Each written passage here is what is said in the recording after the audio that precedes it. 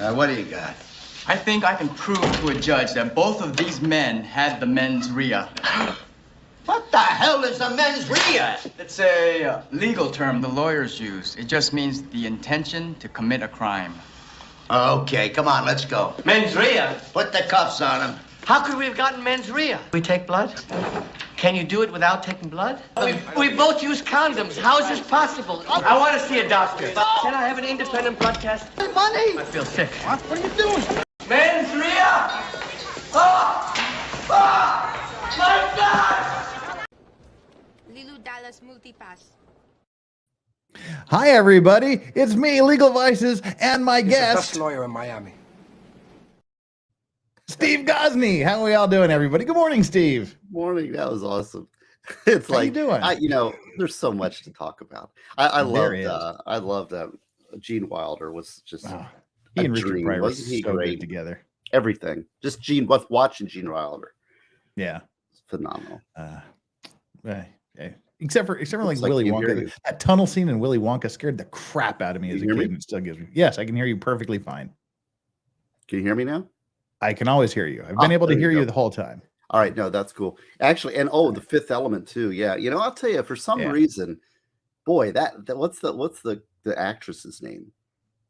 She was very sexy. That girl. What was in The Fifth Element? Like all of the zombie flicks, the video games.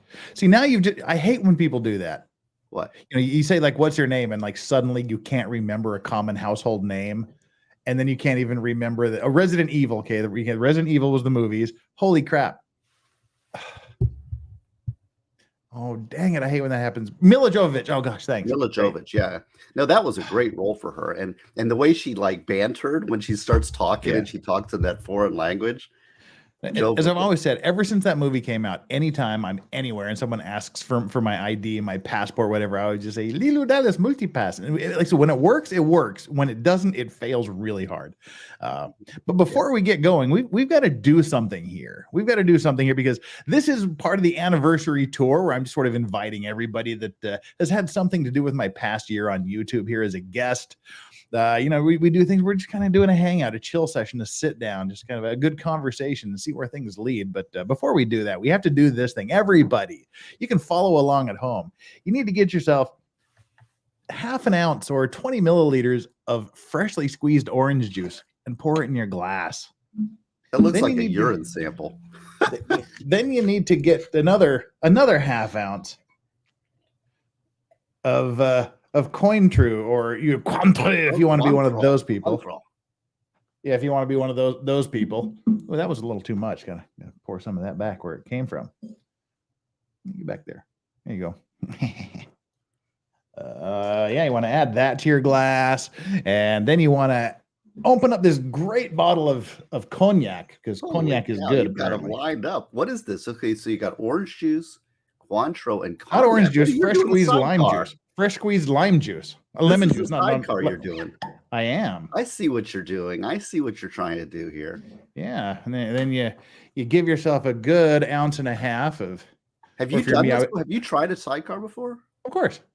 Oh, okay. So you like it. Okay. So it's not just me. Everybody's like Gosney is his instrument. I don't do the rim thing that you do. I'm just I have a sweet tooth. Yeah. I can't remember if I can put the double of the lime juice. I think it doubled up the lime juice. I think I did. You have to double up. If you're going to double anything, you double up the brand. I double up everything. Cognac because the then French you put it in your is shaker what I like. and then you just give it a good shake. Look at you. Good for you, man. I feel honored. I feel like you're honoring me with this. I am. Then you strain it off into your glass, and this will tell me if I put enough. I can't remember if I doubled the lemon juice or not. I hope I did. Apparently I did. Yeah, because that's filling up. There we go. All right, perfecto. Boom. And done. Oh, got a piece of ice in there. Best piece of ice I've had all day. Hoo-hoo. You can ice it. It's okay. You can ice it. It's good chilled. There you go. And you've got your sidecar. I got my coffee. Drop your little lemon wheat. That is a beautiful drink. There you go. There's your sidecar, people. Cheers. Congratulations, man. Cheers to you. Perfect.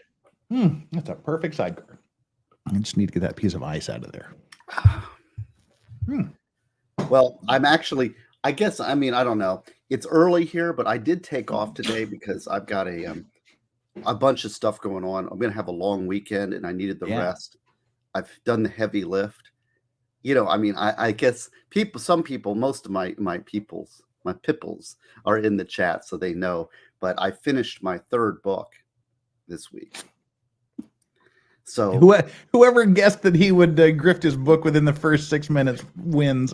Not grift. I'm just telling you what happened. I know. So I'm taking off today. I'm doing you. I'm doing laid back news. I'm hanging out. Phrasing. Yeah.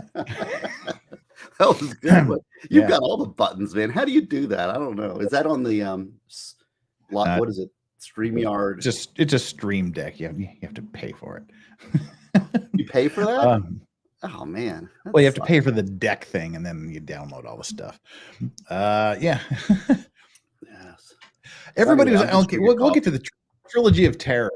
People are asking. We were talking about Trilogy of Terror last night.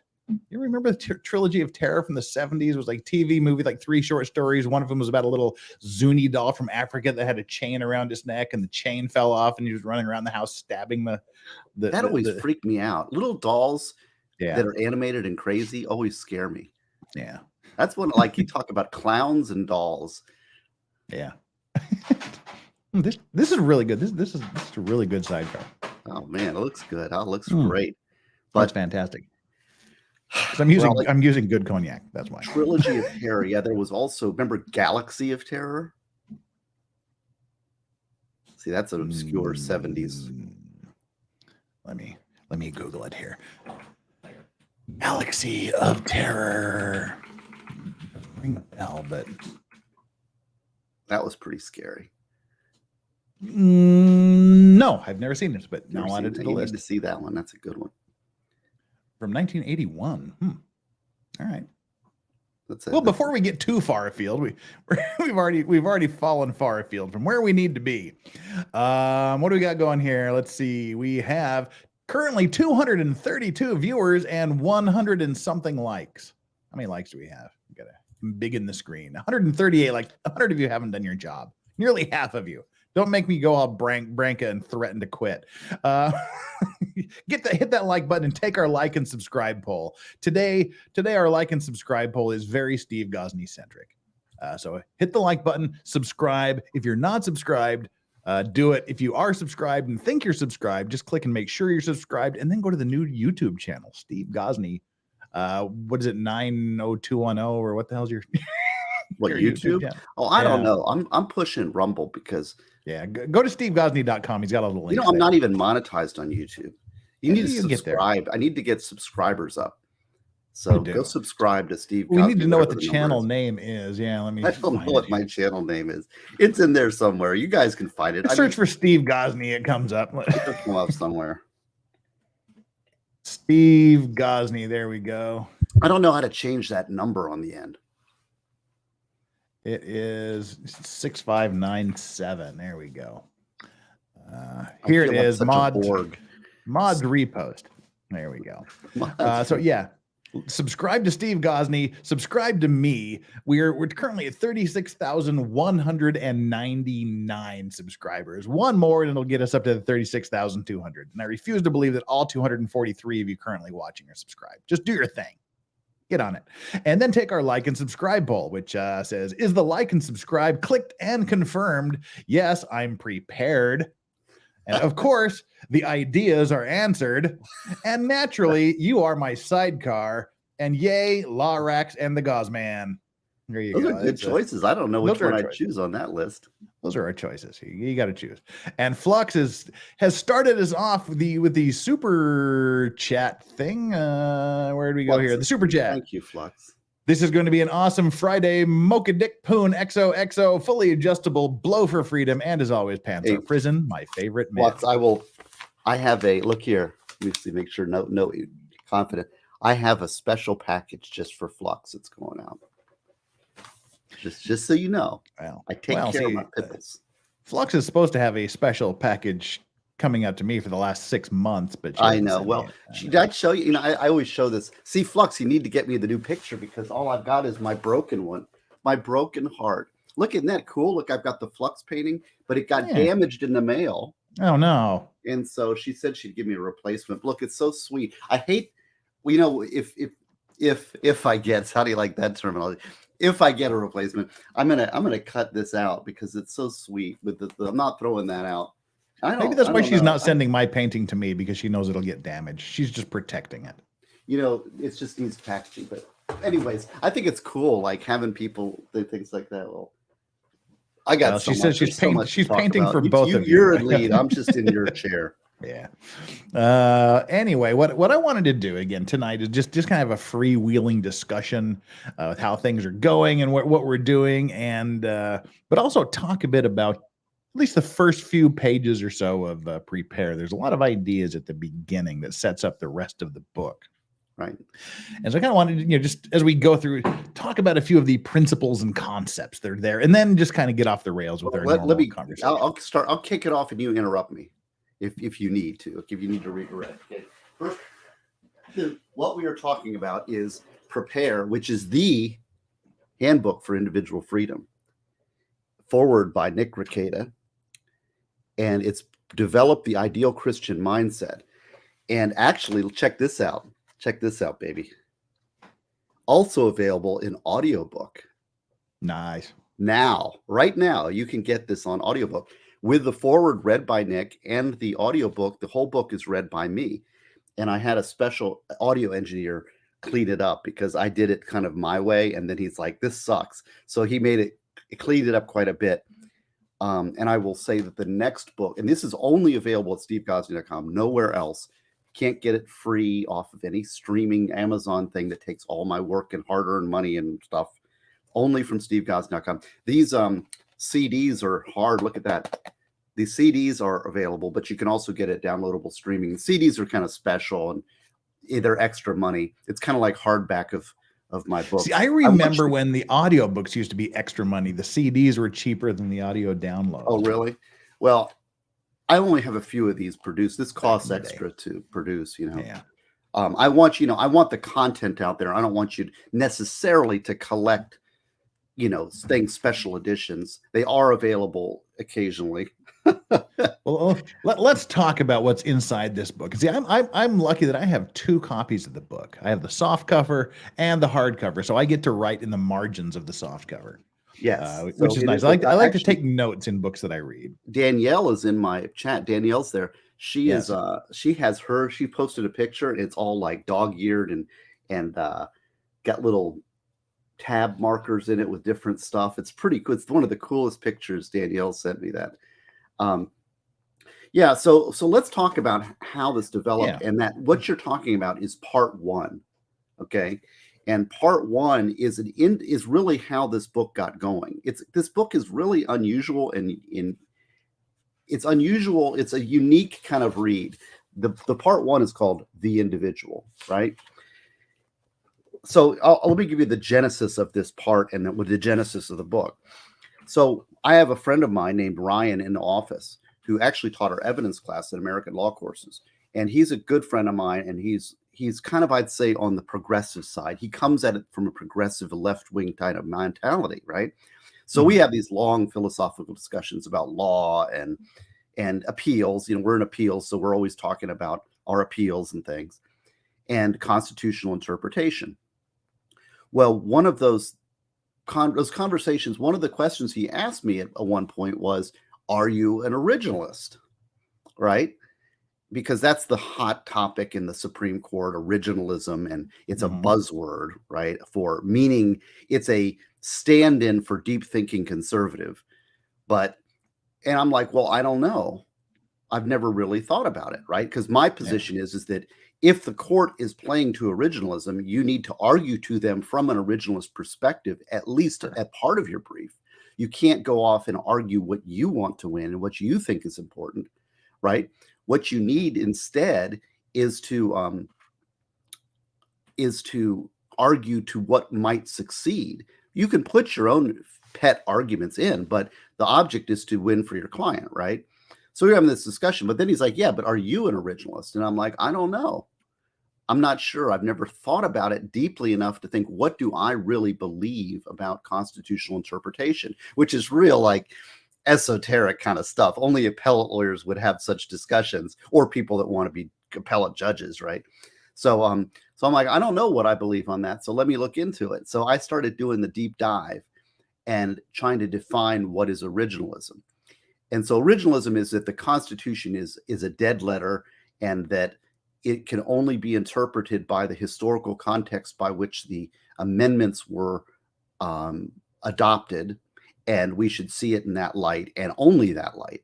So that's what I would call pure originalism. Now, just the shorthand, the short version of that is that I came to the conclusion that I believe that originalism is the place where you start with constitutional interpretation, but not the end point.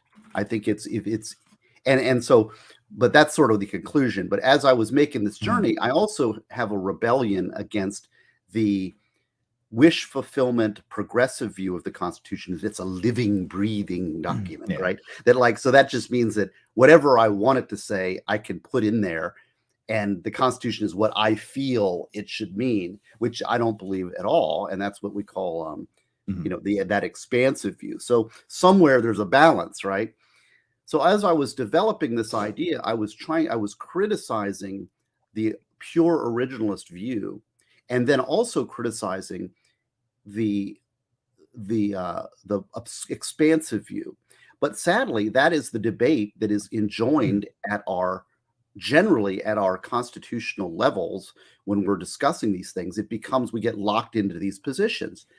And I would challenge you on something there. I Sure, don't think we need to limit it to I think if you frame it in the constitutional view, I know that's where you wrote it from, but if you couch it in terms of constitutionality, you sort of eliminate everyone else in every other country on the planet. There are just some basic principles in this book that apply to everybody, whether or not they fall under the penumbra of the United States Constitution. I mean, there's just some basic life values in that book. Oh no, well, we're just talking about part one.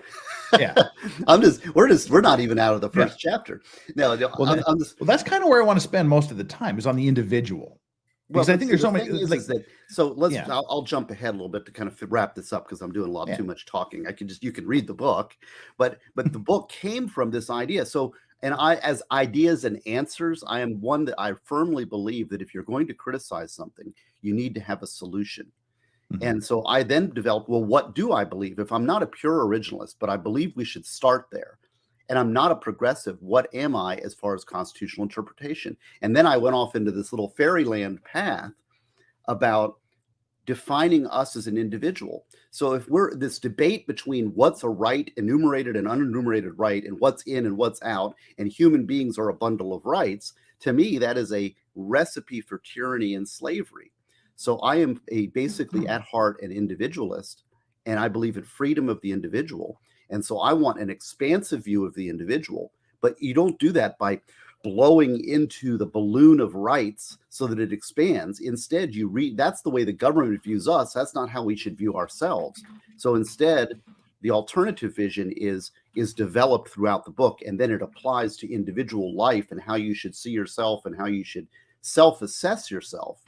So this constitutional kind of debate I had in my head developed into a new vision for the individual that you can use as a tool to liberate yourself from tyrannies. Because if you just think I'm a bundle of rights, that's like the victim mentality, right? Oh, well, my rights have been violated, so I need justice. And so I'm defining myself as just a little victim, or somebody who's got a bunch of rights going through society that needs to be vindicated. That is a small view of the individual. Instead, you need to have an expansive view so that you live a free life. And this is what prepares. It's a handbook for individual freedom, because once you get past that idea, I apply it to you and apply it on all these different levels of the Maslow hierarchy of needs. And then you can self-assess and see, because a lot of us are enslaved not just by tyrannies of government, but at tyrannies of our past. So, and that's a good place to start. Okay. Is just exactly what you were just talking about, because you make the statement here early on. I think even in the interview, it's basically, it's like 3 pages in. He said, dependency on others, and especially the government, is a barrier to individual freedom. Does dependency inevitably lead to limitations on individual human potential? So this idea that dependency on others, and especially the government, limits ourselves. Right. Absolutely. And this dependency on others, it limits our freedom. I think that's a point that I just go back to the classic JFK, John F. Kennedy's inaugural speech, the ask not what your country can do for you, but what you can do for your country. Right now, that is radical right-wing thinking. If JFK were here today, he would be considered all right. Well, and I must say that this is definitely a conservative tone, if you want to say it of that, okay? And I put in my little Christian fish because Emily Bronca actually we talked about it. She's like, well, know your audience. The audience for this, I'd say that if you're a hard radical leftist progressive, right, you're not going to be, you're going to be dealing in emotion, and the rational contents herein will not probably. It is, if you have an open mind, I do think it's important. And it isn't something itself that says, I have toned down quite a bit my criticisms of what I call the radical left. Because it's for all free-thinking individuals. If you believe in if you believe in the Constitution of the United States and the positivity of that document and the human freedom, that is who I'm speaking to. If you want to destroy the country, which I think a lot of the hard left is doing, and doing it intentionally, I think that this book is not for you. But if you're on our side, I'd say, or if you want the country to succeed and thrive and you build it up by individuals over time, I want free citizens across the path, build it up from the ground up rather than imposing from the above. Well, in my nearly 35 years here in Korea, I've seen one phenomena repeated over and over and over and over again. Even myself, I remember when I first came here in 1988, during the elections, My first candidate, ironically enough, was Joe Biden. I was really excited to vote for Joe Biden until turned out that he was plagiarizing everything he ever said and was. See, this is the thing. Like, the young people now don't realize Joe Biden was forced to drop out of the '88 elections because he was caught plagiarizing every speech he gave. And I thought, oh, that's really terrible. I guess being a Colorado guy, I should support Gary Hart. And then Gary Hart did this. If you think I'm having an affair, why don't you follow me around? So the cameras followed him around, and he was having an affair with a girl on a boat called Monkey Business. And I thought, oh, well, great. Now I have to vote for Dukakis. And then he went all helmet head. He went all helmet head and freeing what's his face from jail. Willie Horton. Yeah, Willie Horton. Yeah. And then George Bush was elected, George Bush Sr. And I'm like, oh, great. Now the whole entire world is going to hell because we've elected a Republican president. And then the same thing that this phenomenon that I've seen happen time and time and time again. You think you're a far left-leaning liberal. You've got all these ideas and ideals out there. And then you go out into the real world and you see how the rest of the world functions. And you realize, I have this way better. The fact that I can even say the stuff that's up here is a huge blessing and benefit. And you realize that the rest of the world doesn't work exactly the way you think it works. And I have seen so many of these diehard, hardcore left-wing liberals get out into the world and go, wait a minute, I'm not nearly as liberal as I thought I was. Well, it's interesting. I've never... See, I grew up, the first president I really remember was Carter. That's the very first. Well, I mean, we're basically the same age. I think you've got and Carter ran us one year or something. Did so hard and so bad. It was the worst. Now, the Ford Carter election is the first election I remember. But and then, of course, the first president I got to vote for was Reagan in 80. Yeah. I think it was 84. Anyways, it was Reagan. It was Reagan in 80, and then he re-election in 84. Yeah, I'm trying to think which was my first vote. But my first vote for president was Reagan. Wait, I can say I've never. I thought you were like a year or two older than me. I was born in 69. When were you born? I was born in 67. Okay. All right. Yeah, it would have been 84 because I was in 6th grade when he got shot. So Okay. So I remember them wheeling the TVs into my 6th grade classroom in 1980. But that contrast was so shocking and dramatic between Carter, Reagan, and that it was like, what are we talking about here? Wrong-headed, and the captured. Remember when he was like hiding in his little Oval Office for day 444? Ted Koppel reports America held hostage. Yeah. Ugh. Horrible. I mean, we might get back to the Iran Contra hostage. Yes, the Iran hostage. How does this the Iran relate to Contra prepare? It doesn't. But yeah, so what we were talking about was the dependency on others being a limiting factor in our life. And that's what I'm saying. That's what JFK was saying, that ask what you can do for your country. Don't expect the handouts from the government. So where the Peace Corps, the Youth Corps, the Job Corps, all this stuff came from. What can you do to better your country, better your surroundings, and expand your horizons? But I mean, here's two white guys, and I'm going to. Here's two white guys, and I'm going to say affirmative action. I think. Well, that was a real wrong. It's been taken so far by the left. There was a Prairie Fire Manifesto. If somebody wants to really find out the plan for destruction of America by the communist left, look up something called the Prairie Fire Manifesto, which was the document, I believe it was 73, that was the plan of action for the Weather Underground, Bill Ayers, and their action is to transform. Their plan in 73, and you can read it, it's available, was to destroy America from within, which is the beacon of freedom, and implement a communist future by transforming Marxism, which is considered proletariat versus the bourgeoisie, which was an economic model, into a racial and sexual division model of victim and victimhood, or oppressed and oppressor model. So they transformed Marxism into an oppressor-oppressed model using race and sex as the dividing lines within American culture. And I would say that document pretty much lays out what has been implemented in our country since that time. And this was a radical group called the Weather Underground, which you're probably familiar with, which was mad bombers. And Bill Ayers was there at the coronation. And I'm no conspiracy theorist. In fact, I have a very close friend of mine who's a brilliant professor who's been thinking about this, who turned me on to this document. And he asked me, is this a concerted? The big question he has is this are there people that are actually leading this? Are there people that are playing chess and they're behind the scenes? Or is this some sort of mass delusion that just plays to the masses? Because the leftists all talk in lockstep.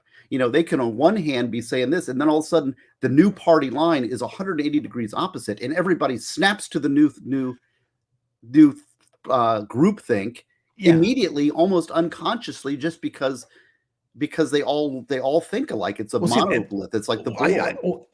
That's right up until that last sentence. I was agreeing with you, but they all think alike. That's where I separate from you. I would say like the problem with the Republican Party, and this is just for me as a traditional, real definition libertarian. I pay my taxes, run the government as small as possible, and leave me alone. If two guys want to get married, I don't care. Don't make any laws against me. Just govern and leave it at that. It's not the Alex Jones, tinfoil hat wearing libertarian. Just the traditional small government, pay taxes, leave me alone group. But the far right Republicans they are very much we're above this. Someone makes these accusations against us, so we shouldn't even dignify. That's not the far right Republicans. I'd say that's the it's maybe old wood Republican establishment. Yeah, it's just this. Okay, we're not even going to dignify this. We're just going to ignore it, which causes the problem. But on the left, the problem with the left, which is where I disagree with your last sentence, was there are so many factions in the left that if you aren't part of this one particular group, it's this infighting. They will eat each other alive. Oh, well, I don't think that's disagreeing. I think you're further developing that the leftist who thinks safety is had in the herd is sadly mistaken. That's why I always suggest in all of my books, one of the ones they should read is the Gulag Archipelago. Because in the in the architecture of victimhood, we are all at once victimizers and victims. So in Gulag Archipelago starts out with the arrest, and they say, you're under arrest, and he's like, what? Who? Me? What did I do? Which is the reaction of everybody. It's like, come on, just come on, because you as an individual you are a complex pyramid of ideas and content. And some of those will be in the definition of intersectionality oppressed, and some of them will be oppressors. Well, but if you don't agree with my version of oppression, then you are the problem. Even if we're in the same group, we claim to be left-wing, we claim to be liberal, but you're not the liberal the way I'm liberal, so therefore you're wrong. And I think we see that's why the left-wing agenda will never succeed, because no, it could succeed, but what it would result in is a devolution of us into other smaller factions fighting for power and destroying each other. But that would be anarchy. What's that? That would be anarchy, though, because it would be all groups fighting for power. It would be communism. But I don't think you would be able to have a central power, a central. Well, what happens is the most bloodthirsty and brutal among us rises to power. That's what happens. Stalin is a perfect example of this. Stalin was a pure communist. Yeah. And he was the most bloodthirsty of the bloodthirsty. And he was the most, he as a natural evolutionary concept, he was able through the butt of a gun to rise to the top. And that is the natural consequence of dividing people into ever smaller groups to go at each other in the way that is. But I mean, who would lead that liberal communist power charge today in that same way? Everybody is. The mob is doing it. Well, the mafia is very conservative, though. The mob, they're very very no. I'm not talking the mob like that. I'm talking about groups. I'm talking about the masses. I'm talking about everybody's doing. Then when it comes to be who's going to be the leader, though, when you get the groups go, okay, we've taken over now. I want to lead. No, I want to lead, and they would eat them. I mean, like AOC, what she's gonna call for the. See, that's the thing. When she attains victory and banishes all conservative opposition, then they're left with their own little tiny groups warring with each other. AOC will be yesterday's news. Nobody will remember her. The atomization will result in the destruction of everybody. So they think that they're protected because they're part of the winning group, but they're going to be the first ones against the wall when the groups and the factions will begin fighting and chopping each other up. Another good historical example is the French Revolution. The French Revolution, there's the terror, and then there's the Thermidor reaction, and you've got all these radical left groups fighting amongst themselves, and ends up Robespierre, who's the leader, ends up with his head chopped off. So what we're talking about is that I cheer for the Scarlet Pimpernel. The Scarlet Pimpernel? What? Yeah, the Scarlet Pimpernel. No, you're talking, what's the end game? The end game of the left is to destroy what currently is. But what they are not seeing, what they're not visualizing, is the end result of their destruction is communist group destruction. It's basically it's tyranny. And that's why we need to prepare ourselves for individual freedom by building ourselves up and building those around us as individuals who can think independently and think freely and free ourselves from one of those things, the mob mentality. Yeah. But well, and again, I mean, we go back to like I said, the two white guys talking about affirmative action. I think it's like the labor unions were a great thing and they were a necessary thing until they weren't. And I think the same thing with affirmative action. It was a great and necessary thing until it wasn't. There was that transition at some point in history where it became a necessary boost to get over the hurdle of systematic racism, of the old way things used to be, and then became a crutch.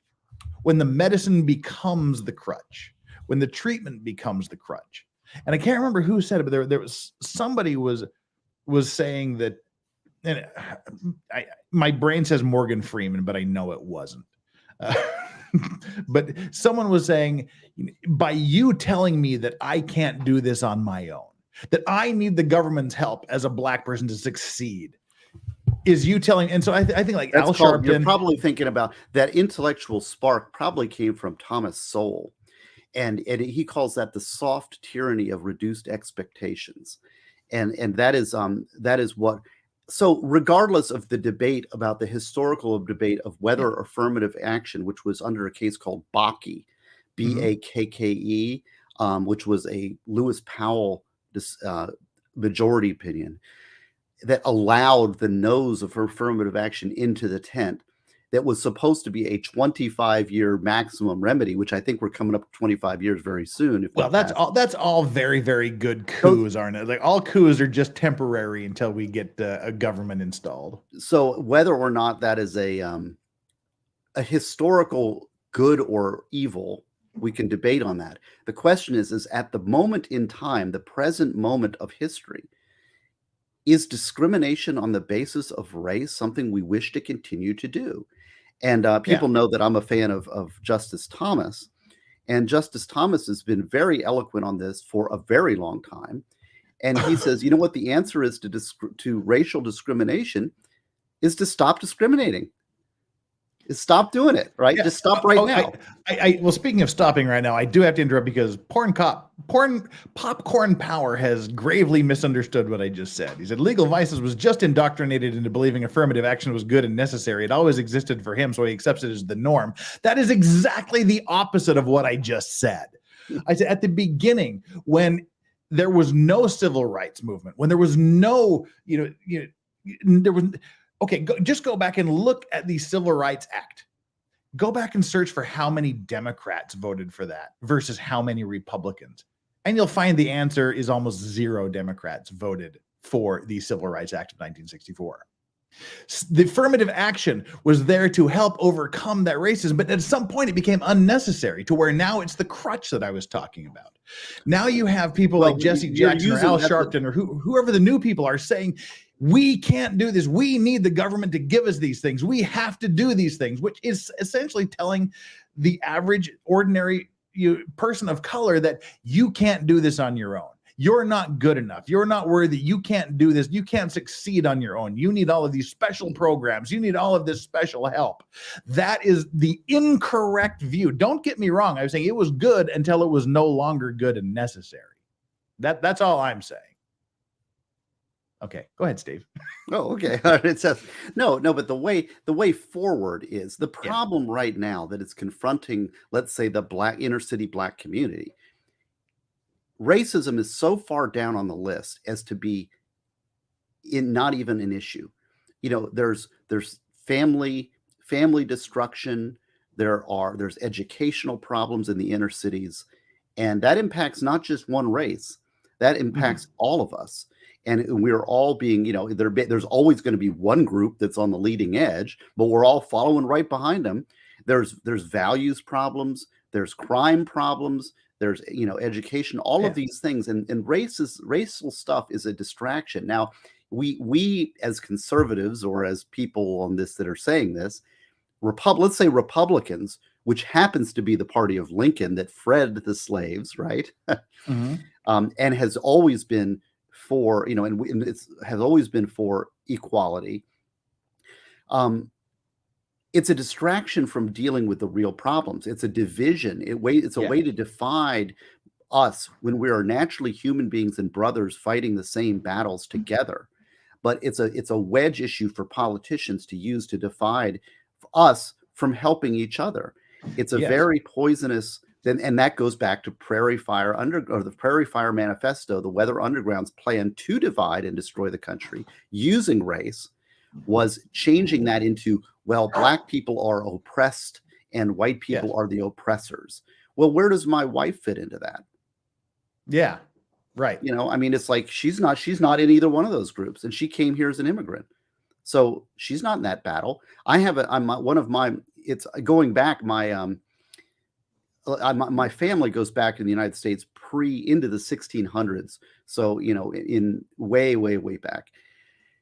And, I've done a lot of genealogy, a lot of tracing back. And on my mom's side, I think it's 3 or 4 generations back, he was what they call a farm boy for called the Blades family, the Blades Tom. family in Maryland.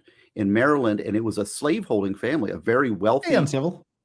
Hey, uncivil. It was a very wealthy slaveholding family. They owned 200 slaves in Maryland. But my relative was a farm boy, so he was an orphan and was worked as basically indentured servitude for this family. We can't trace behind him because of the because he was an adopted orphan. But what would happen is a rich family like that would take in an orphan when the parents would die, and they would work on the farm and they would raise them. And then eventually when they turned 18, they would hopefully. So it kind of cuts off there. But is that person, so is my family member, is he an oppressed or an oppressor in that situation?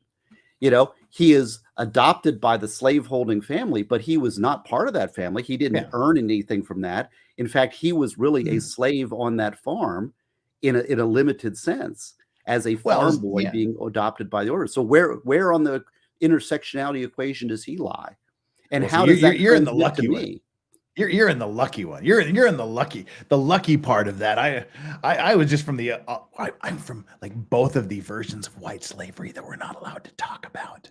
Lithuanians and Irish. The Irish side of me, they were the white slaves in New York and then all of the New England area where they were in the same conditions. And also the other half of my mother's family came from Lithuania, and they literally worked in the stockyards in Chicago that Upton Sinclair wrote about in The Jungle.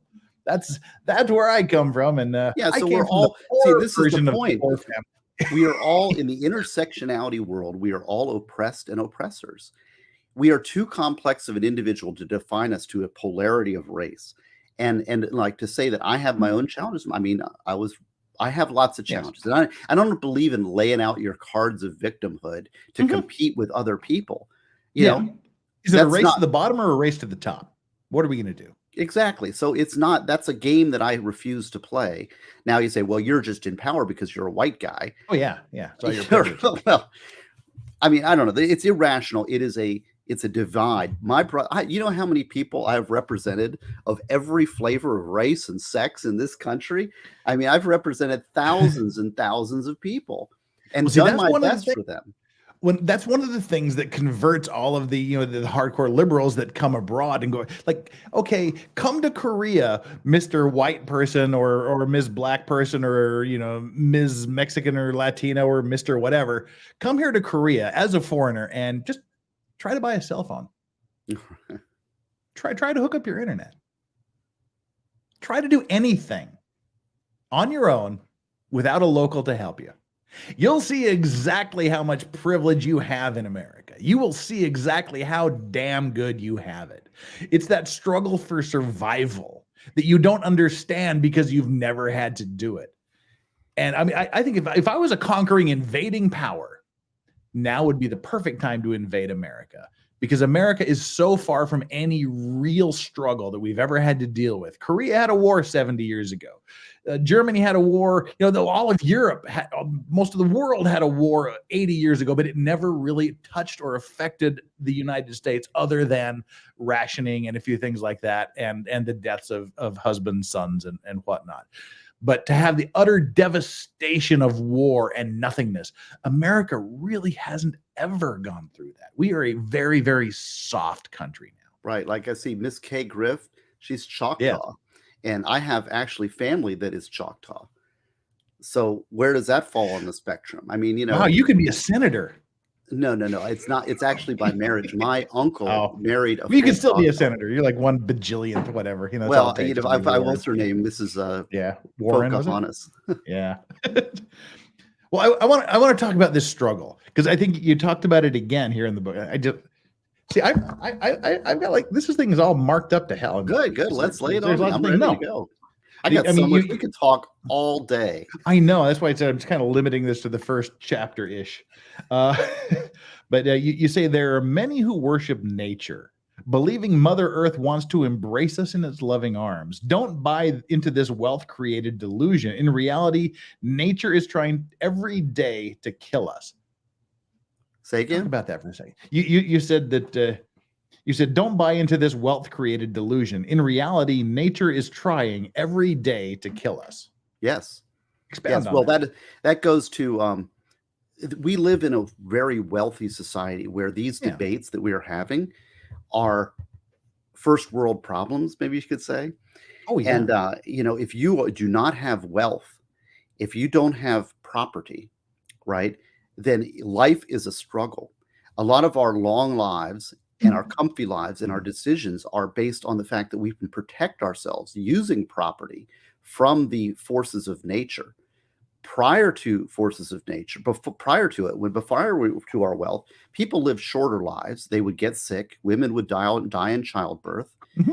Life was very hard. It was much harder in the past.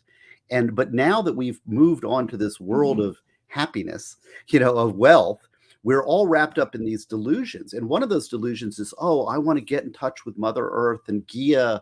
They worship Gaia as the mother, the god of, love and everything. They worship the creation rather than the creator. And the creation, the Earth itself, there's endless numbers of calamities that will take your life, internal and external. And so don't get into this delusion that somehow Gaia is going to wrap her little arms around We her, are parasites on the surface of this earth. We are parasites. The earth, if the earth gets tired of us being here, we will no longer be here. Right. And that's just the way it's always been. It didn't want the dinosaurs here anymore. They're gone. It didn't want, that's just how it works. And I think it's very arrogant to say that we can affect this world in any meaningful way. I think that's just the height of arrogance. And I wanted to address, there's some critics in the chat, and I didn't finish this thought, and I wanted to make sure I made it clear, finished up the thought. And that is that we do need to be aware of the legacy of slavery within this country. And the fact that there was a group that was brought here in chains and was enslaved and Fred and said, okay, you're free. But those people were intentionally kept illiterate, mainly, as a way to enslave them.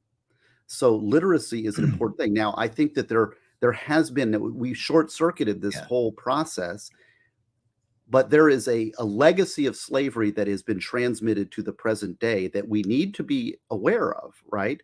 Now, the question is how do we proceed at this point? I think at what point does that guilt of the country wash away? At what point do solutions become problems, right? So, for example, you say, well, I really feel like the Great Society was one of the worst things that we've ever done. And I even talk about this in Prepare. One of the worst things you can do as a parent to your child is give them an excuse. So if you give somebody an excuse to fail, that child will run themselves right into the ditch. And people have seen my mom on, and she's never given me an excuse, although I've asked for them over and over again, because it's hard work living a free life. And so, but not having that ready excuse that can answer all things and excuse your laziness and your bad behavior and your individual problems is, if you do that, if you give that to your child, they're going to go off the rails. And so I think this Great Society created a culture of dependency within the lower classes, and also this attitude, this chip of victimhood that explains all things and robs people of individual self realization, right? Yeah. And we're going to expand on that in 2 or 3 topics from now. But like, I mean, the earth, especially for me, my folks, my people, my kindred, they're all, my father's side is all British, Scottish, Irish. My mother's side is half Irish, half Lithuanian. They all came mid 1800s.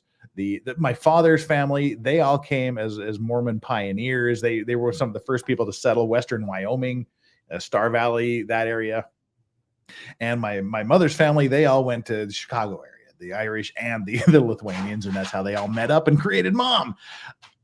But this Western expansion, that was literally man versus nature. You created your home. You were a mountain man. You put up a log cabin, a 1-room log cabin in the middle of Star Valley, Wyoming. You didn't harvest your crops properly. You didn't store your food properly. You didn't have meat, wood, everything else, fuel for the winter. You died. Nature was trying to delete you, and you had to overcome these external forces to succeed. And I think that's where you get this passion, this will, this drive to survive, to overcome your obstacles, rather than saying, someone else please help me overcome these obstacles. Right. And it's a challenge of freedom. And we have yet, this is an American experiment that we have as to whether or not individual freedom as a idea will survive and thrive, or whether it was a wrong-headed idea and we will fall back into some sort of aristocracy and tyranny. I think that Lincoln talks about that in the Gettysburg Address, and it's right on point. We are still living that experiment, and that's one of the reasons the forces of enemies of the United States are because it is a beacon of freedom, and it should be, but we are really on the verge of losing it. And I think the reason I wrote this is one thing to cry against the wind, but it's also to build people up individually, because I think it has to come from the ground up, not from the top down. I agree with that. Let's we have a couple super chats here and a couple of other comments I have flagged here to get through. Nicholas Starr off Trial Watch. Humans are the only species who know the dangers of settling on the slopes of a volcano or along fault lines and does it anyway. Every year you see these people on the Mississippi floodplain. They go, oh my God, surprise, we're being flooded. You see the people in Los Angeles going, oh my God, our houses are falling off these mudslide cliffs. Or in my neck of the woods, it's like, the rich people built their house along the river that has literally flooded every year since that river carved its way through the bedrock of nibbly freaking Utah. We do it anyway. It's us doing this to nature, and nature going, okay, yeah, watch. Here we go. I'll take you back. And yeah, we do it. We think we're better than nature, our creator, however you want to do it. And we kind of learn that there's insurance for a reason, I guess. I wish I was drunk says, hey, lads and lasses. Hey, Jeff. Hey, Steve. How are we? Pretty good. I wish I was drunk. We were just talking about your I wish I was drunk. That's funny. Yeah. And Flux, Polish Jews. Woo. Yeah, I mean, there's an oppressed group. Yeah. Adam 87 says India and Korea, top two slaves. I heard talking about North Korea, because not South Korea. Korea, I don't know. India. No. Well, I don't know. Korea, I definitely know, is not a slavery nation. No, not at all. Yeah, I mean, are you for slavery or against? I will share another insight, my friend. I was telling I would hope we'd all be against it. But... Well, a friend of mine. Hang on, just quick. We got one. Julie O here says, I'm only here for Steve. Hey, Julie. Hey. Curb your tongue. I'm going to super chat this every time you have Steve on. Well, I guess we're going to have Steve every day because I want my $10 every day. Ignore the 7 months membership. It was only for Steve. Well, that's good. But thank you for that $10. That moved us just one step closer to Dog Cam. We're on our way to Doggo Cam here, slowly but surely. Yeah, you were going to say you have a friend. No, my friend who has visited Russia over 80 times. Wow. And I have a lot of friends in Russia, actually. And it's so sad what's going on right now with the Russians. People are getting killed on both sides. Well, my two very best friends here in Korea, they're a couple. He's Russian and she's Ukrainian. That's kind of an awkward friendship. Right. We don't really know what to talk about. Yeah. He was saying that trying to understand the deep Russian mind, and about what they're thinking and what they're doing, right? And he was questioning whether or not people, like we have this belief in America that people wish to be free. And he says that is an assumption that may or may not be correct, that he feels that a lot of people wish to be followers and wish not to be free. Yeah.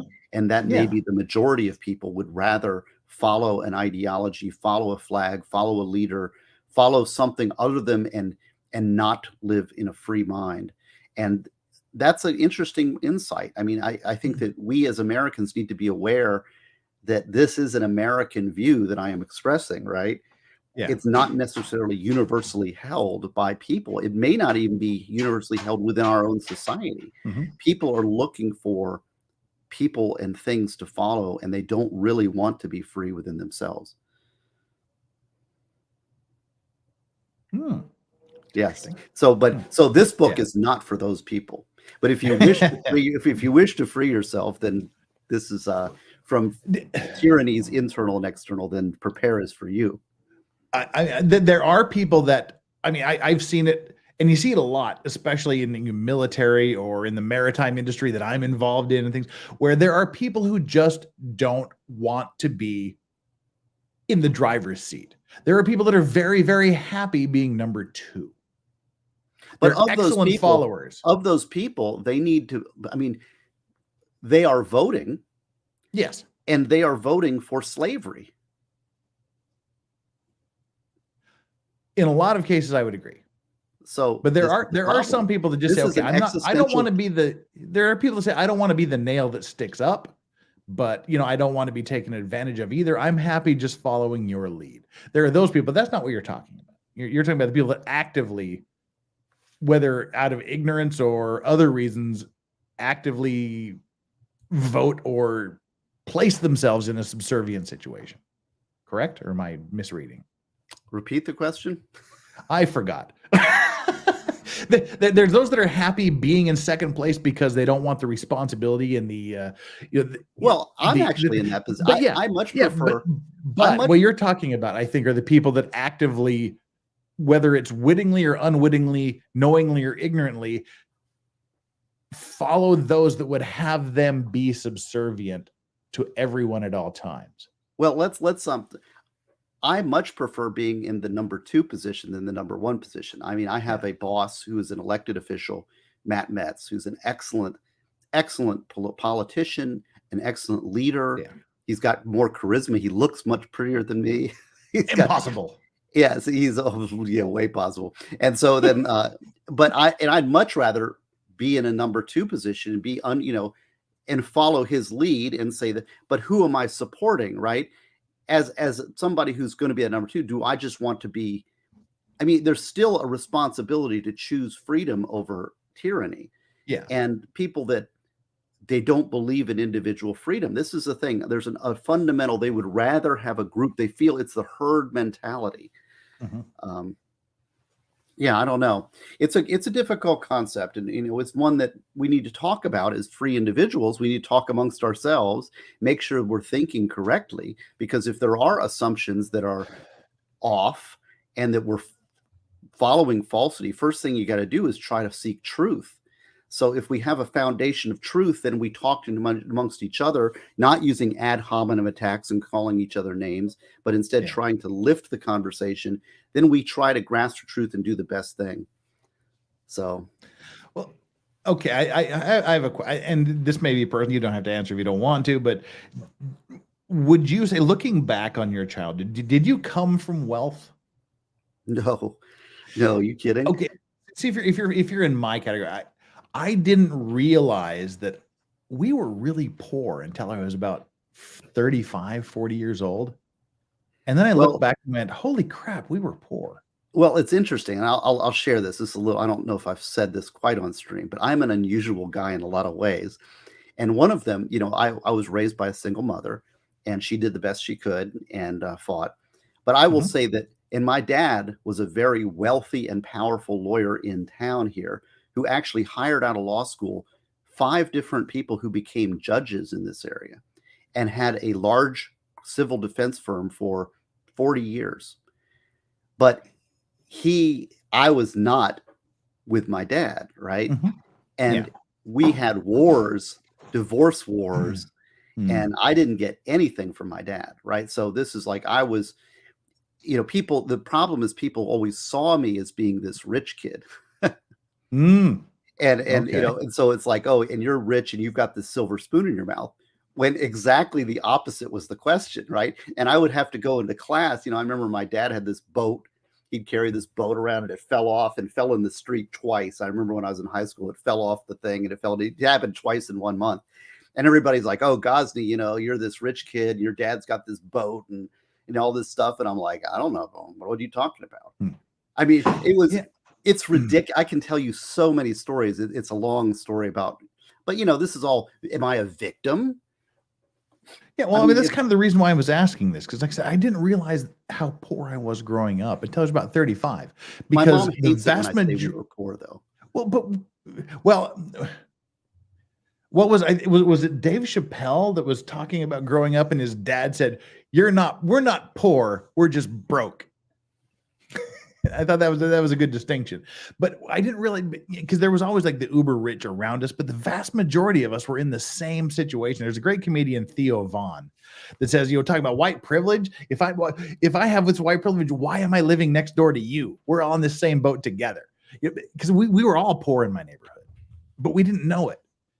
And it took me till I was about 35, 40 years old to look back at my childhood. And I remember we had green stamps. I remember my mother being on WIC when my younger brother was born, and doing these things. And then I just realized that I have a really freaking comfortable life compared to how I was when I was a child. I had the comfort that I didn't realize that I didn't have growing up until I looked back on it. I thought my parents did the absolute best they could with what they had. I had a mom who loved me. Yeah. And I had, and I'm talking purely financial comfort level. And it's like, we had a house. So, it's not like, I went to school. Was I poor? On what grade are we looking? Financially poor. Just pure financial. Compared to my wife. Yeah. My wife comes from nothing. Oh, and see, and I do this. I tell you this all the time, and people don't understand. They're like, "Oh my God, somebody's working in this sweat factory in China. They're making X number of dollars. That's so far below the." It's like, do you realize that they're making so much more than the other Chinese people that you don't care about? The ones that are making the iPhones are making 10 times what the normal Chinese person is making in a factory. My wife from the Philippines, and she was raised in Manila. Now, compared to other Filipinos, yes. She was middle class. All right. Well, and tell me if I'm out of line here, Steve. I know because one of my good old friends, he's since moved back to the Philippines, was here, and I met him because he called my office with a legal issue, and he was saying he was concerned because his boss had taken away his passport, and I said, "Well, that's really illegal. You should tell him not to do that and call the Philippine embassy immediately." And he said, no, I would never do that, because he was making the absolute minimum wage in Korea, which was about $2 at that point. And he said, no, because I am making so much more money here than I was in the Philippines, and there's no way I'm giving this up. Right. And his job was to string fishing reels with fishing line. Wow. 12 hours a day. And he was so happy to have that job that paid $2 an hour. And that was part of the thing that contributed to me going, well, holy crap, I've got it better than I knew I did. Well, it's all relative. If I was to compare myself right now to the world, I'm probably in the top 1% of people in the world, right? Yeah. But compared to my neighbors, I've got a neighbor who's got a multi-million-dollar, 10,000 square foot house right down the street that's like way richer than me. But so what? It's like, compared to what? So like my wife, when she was in the Philippines, she was a secretary for AIG, which was American Insurance Group in downtown in Makati. But I think she was at the top. She was making $4,500 a year, which was good salary in Manila. Yeah. Yeah. But here it's, and people would be shocked at AIG for paying those wages. Right. Like, no, I'm good. And her father was the fire chief for Pasay City, which is a suburb, like, New York has suburbs like Bronx and stuff. So he was the fire chief for Pasay City at the end of his career. He was 35 years as a fire chief, retired on a pittance, lived no air conditioning in Manila, which sucks. Let me tell you. Yeah. And, and she had 7 sisters, and they lived, if you looked at what our public housing would be better than the way they lived. But relative to Filipinos, they had a little apartment, they had a place to sleep, they had a bed, they had a house, it's very corrugated roofs on, corrugated roof. Exactly. No air conditioning, corrugated roof. The water worked occasionally. You'd put the water, they had a tabu, and the whole thing. It was very primitive, but then again, you look around the Philippines, there's 3 million people living on the streets in little shanties, in lean-tos. So compared to that, they're middle class, right? Yeah. So, it's like, what are we talking about here? Well, I mean, if we pull it back into like a personal realm for me, I mean, I know your relationship you didn't have with your father. I mean, my father was always in the picture, and I remember. Oh, he was in the picture. Well, yeah, I remember like He was just fighting us. The first 13 years of my life, my parents fought so much. I literally remember every night literally getting on my knees at the edge of my bed, praying to God that my parents wouldn't get a divorce. And then about the time I was 13, I remember thinking every night getting on my knees, praying to God that they would get a divorce so all of this fighting would stop and they would both be happy. And most of it centered around financial. Well, my father is I mean, he's clearly bipolar, but you know, he's the tough old Wyoming cowboy. You're not going to go to a doctor. Somebody's not going to tell him and we're like, Dad, just get some medicine and it'll make everything better. We promise. But you know, I'm not crazy. I'm not going to. He's just that cowboy guy. But most of his angst centered around money. And I remember, because to this day, I'm 53 years old, almost 54, and he's 87, and I still can't talk to him about money. I've never been able to. But money, like my wife tells stories about when they were hungry.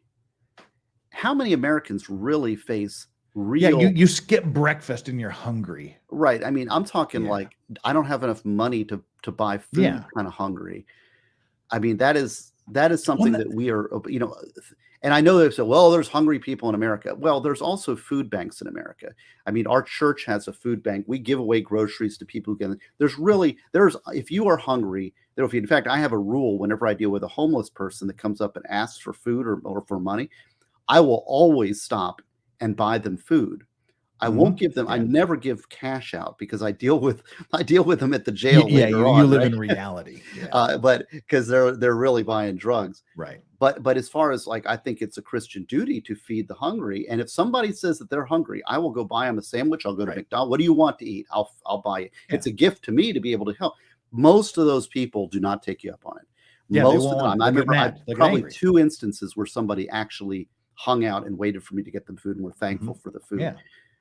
But you know, because so really there's really not a hungry issue. There are opportunities. Now people can afford, but we are so wealthy that there are charities out there that you can tap into that will provide groceries. Now I don't want to like diminish anybody who's been hungry out there, but relative to other countries, we do not have a hunger problem.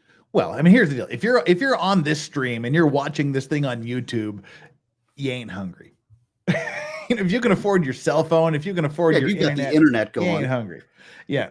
And you know, the two things I want to mention about this is one, like I said, I could never talk to my father about finances because he was like, I've worked for this company for 50 years. I've worked my entire life. I don't have a goddamn thing to show for it. The neighbors have snowmobiles and boats and they own land and they own RVs and I don't.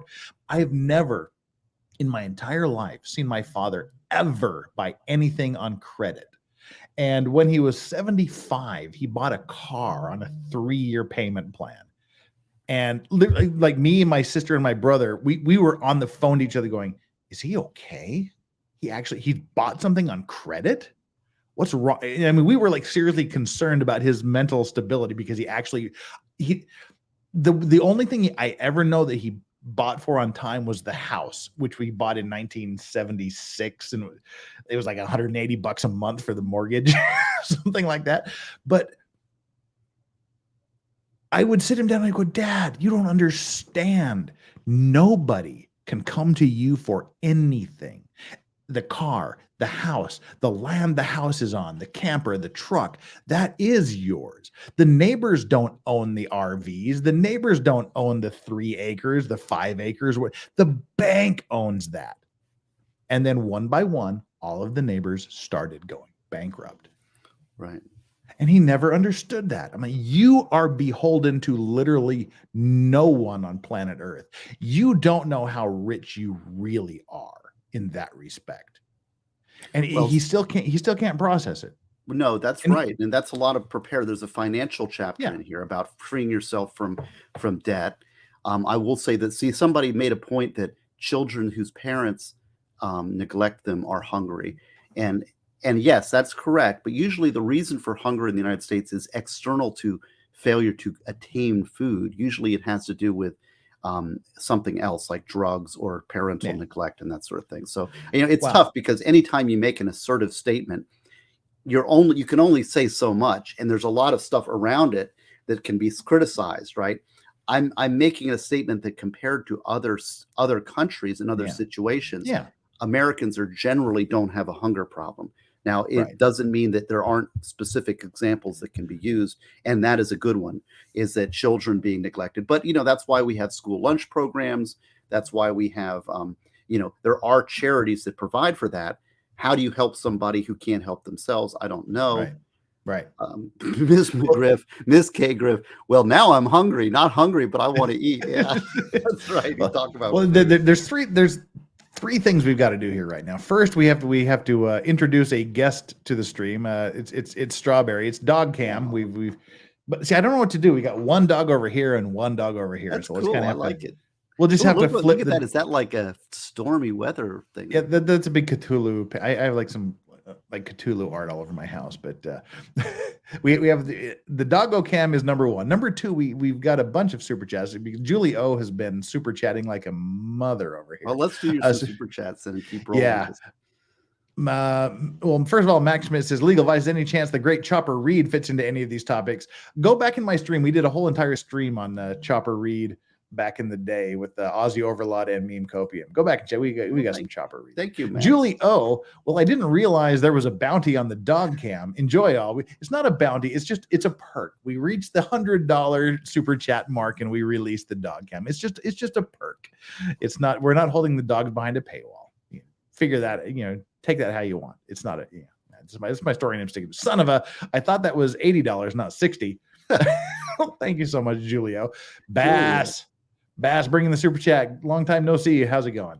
For those who are habitually number two, it might be toilet for them to change. We were talking about being number two. I'd rather be number two. Okay. Okay. Nice. And base. Renee Matei says, freedom is taking care of your home / children instead of taking care of a corporation, taxed to death. Live within your means, laddies, and take care of your men. Good comments there. Bella Stella says, release the hounds. We did. And Bella Stella, thank you so much. I owe you a shot. I didn't forget that $100 super chat you gave the other day. We'll get to that probably in the next day or so, but I do owe you that. Julie O again with another $30 super chat. I'm so embarrassed in school because we had free lunch. Yeah. And those lunch tickets were a different color. Yeah. Ours were pink for the regular ones and yellow for the free lunch kids. And see, that was it. I didn't realize,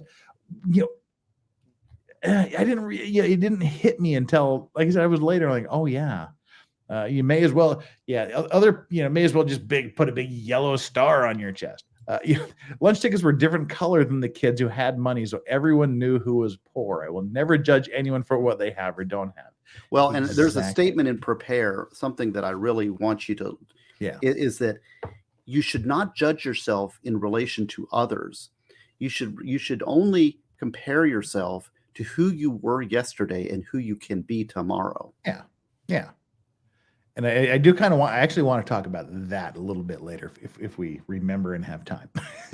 And Julio also says, Theo Vaughn is my favorite comedian because of his life story. I think our lives have many parallels with how our childhood and family was. I prayed for divorce just so we could be safe from abuse. Right. It's like my father was never physically abusive, but when I was growing up, he was one of the most verbally abusive people I've ever seen in my life. Well, to this day, yeah. Go ahead. I'll share. I mean, that's the same thing here. My dad was never physically abusive. Yeah. But he was a tyrant. And he would, my brother and I always used to have a term because we had this sharing arrangement. We'd have to go over there. And we always called it walking on eggshells. And so whenever we were over there, he would just fly. He had this crazy temper and he'd fly off the handle at a moment's notice with just randomly. And we're just kids, Yeah.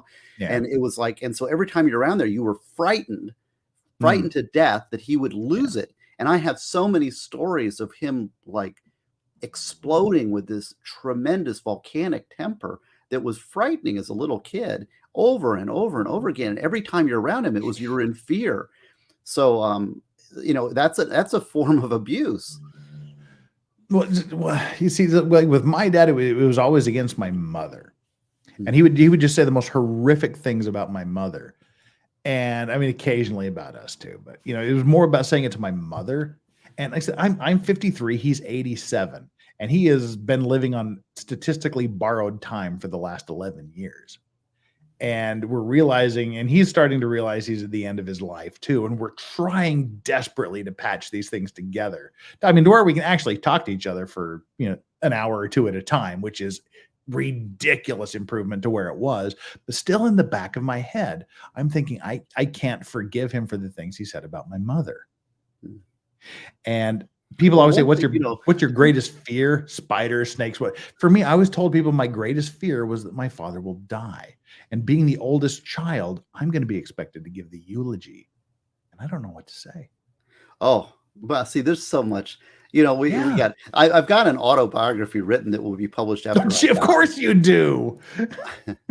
But there was a huge breakthrough, which I did the last time I went to the States last year. Because my father would never talk about himself. He would talk about everybody else. And it was just I set a camera in front of him, a video camera in front of him, and said, just talk. Start day one that you can remember and just talk to us. And there was huge breakthroughs. Like I said, I was 52 years old, and I was for the first time hearing about girlfriends that my father had, his time in the army in France, and these things that he'd never, ever talked about. And I think him coming to grips with his own mortality is starting to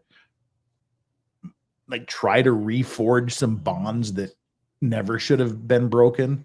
And it's this comfort zone. And it's hard to get into this comfort zone. So I'm trying to get his autobiography to kind of get into his head, because one of my favorite books is Ender's Game. I do have my dad's autobiography. Wow. My dad wrote it, and fascinating. Huh. It stops with me being born. Oh, basically, he does not acknowledge my brother and I in his own autobiography, really. Oh, that's it. Or my mom. He cuts that out. He had a strange way of changing history in his brain to exclude. It's like my dad was a real complex character. But in a way, it's like, it's what's the cards you're given. I mean, woe is me. It's the cards that I'm dealt. Nobody's got a perfect upbringing. Nobody's got paradise, right? I had my own challenges. And in some ways, it allowed me to develop the philosophies that I've given and prepare to everybody else, because I've been thinking about these things since I was a kid, and having to to comprehend what was going on to me and to understand how to deal with them. That's the thing, is I don't have the ability to deal. My brain doesn't work the way that just someone says don't do something. I need to know the reasons. And that's what that's part of the psychological thing, was understanding where my dad was coming from. It's hard for me to understand, because when I'm being a parent myself, he gave me a mission. He gave me that part of it. Maybe that you can always be a negative example, right? Nobody's has a lost life. They can always be a negative example. Honest to God, that is literally how I raised my child. Mm-hmm. Every decision I had to make, I would think, what would dad do? And I would do the opposite. Oh, yeah. I married my wife. He was against my wife's. He was against, because who is she? She's not important. You're a big deal. You're a Gosney. You should marry some oil tycoon's daughter or something. He was always. And I remember he didn't come to my wedding. He did not come to my wedding. Wow. I mean, it goes.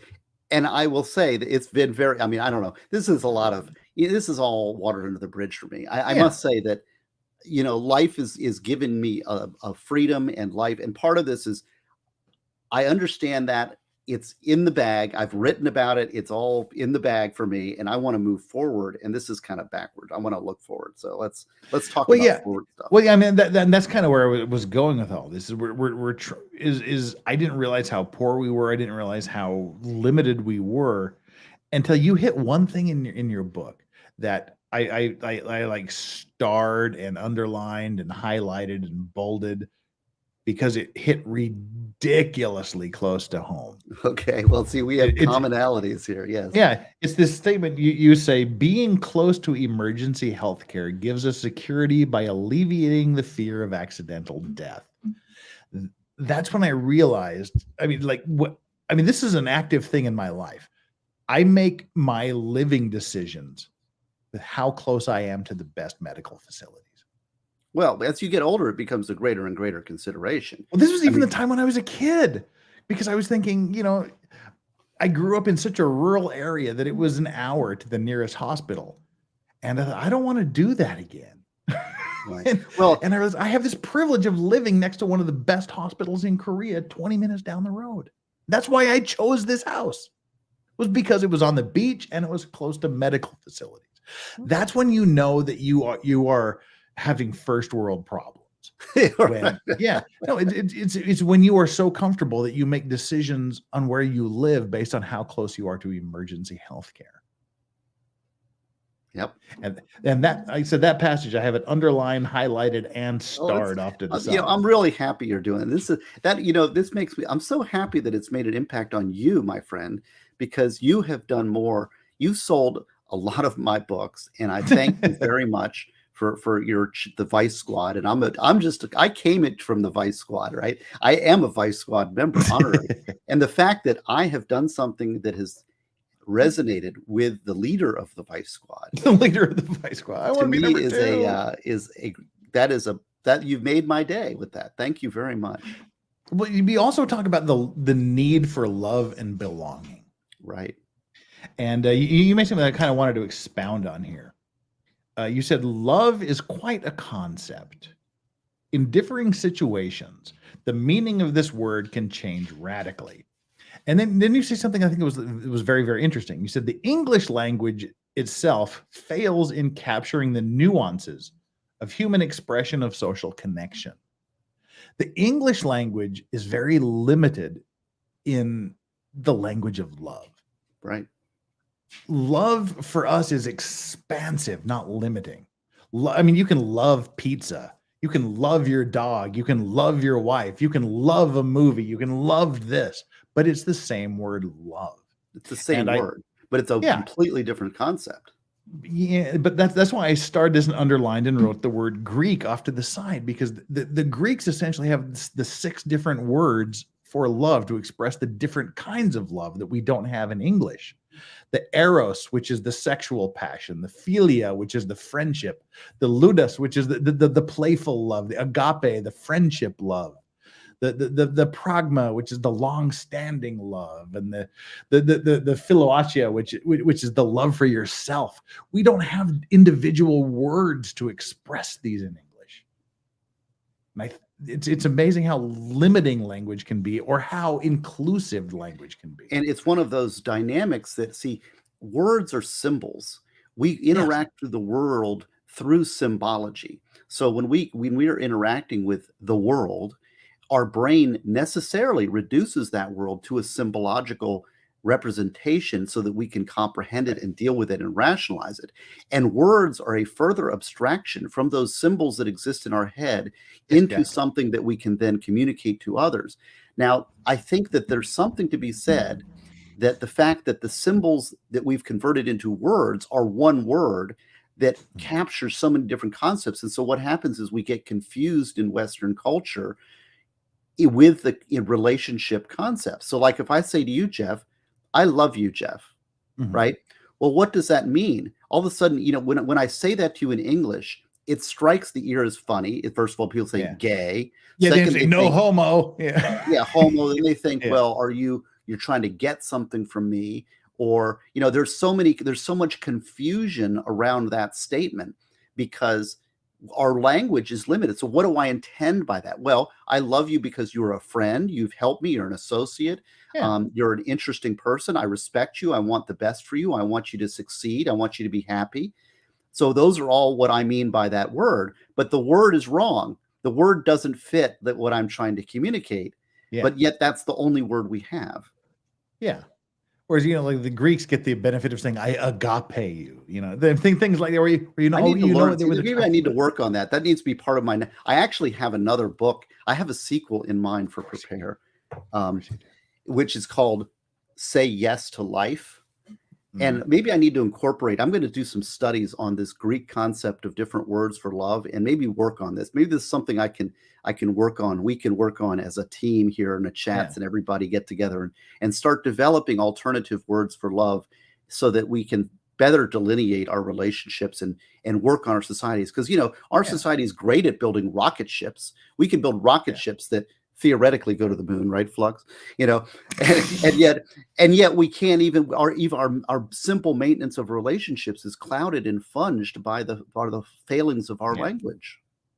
Well, and what you were saying before, hey, I get to put my philosophy undergraduate degree to use here. That was one of the big things of the Augustinian philosophy. St. Augustine was saying that he did an amazing thing about the philosophy of words, where it's just random sounds that we all agree refers to a specific thing.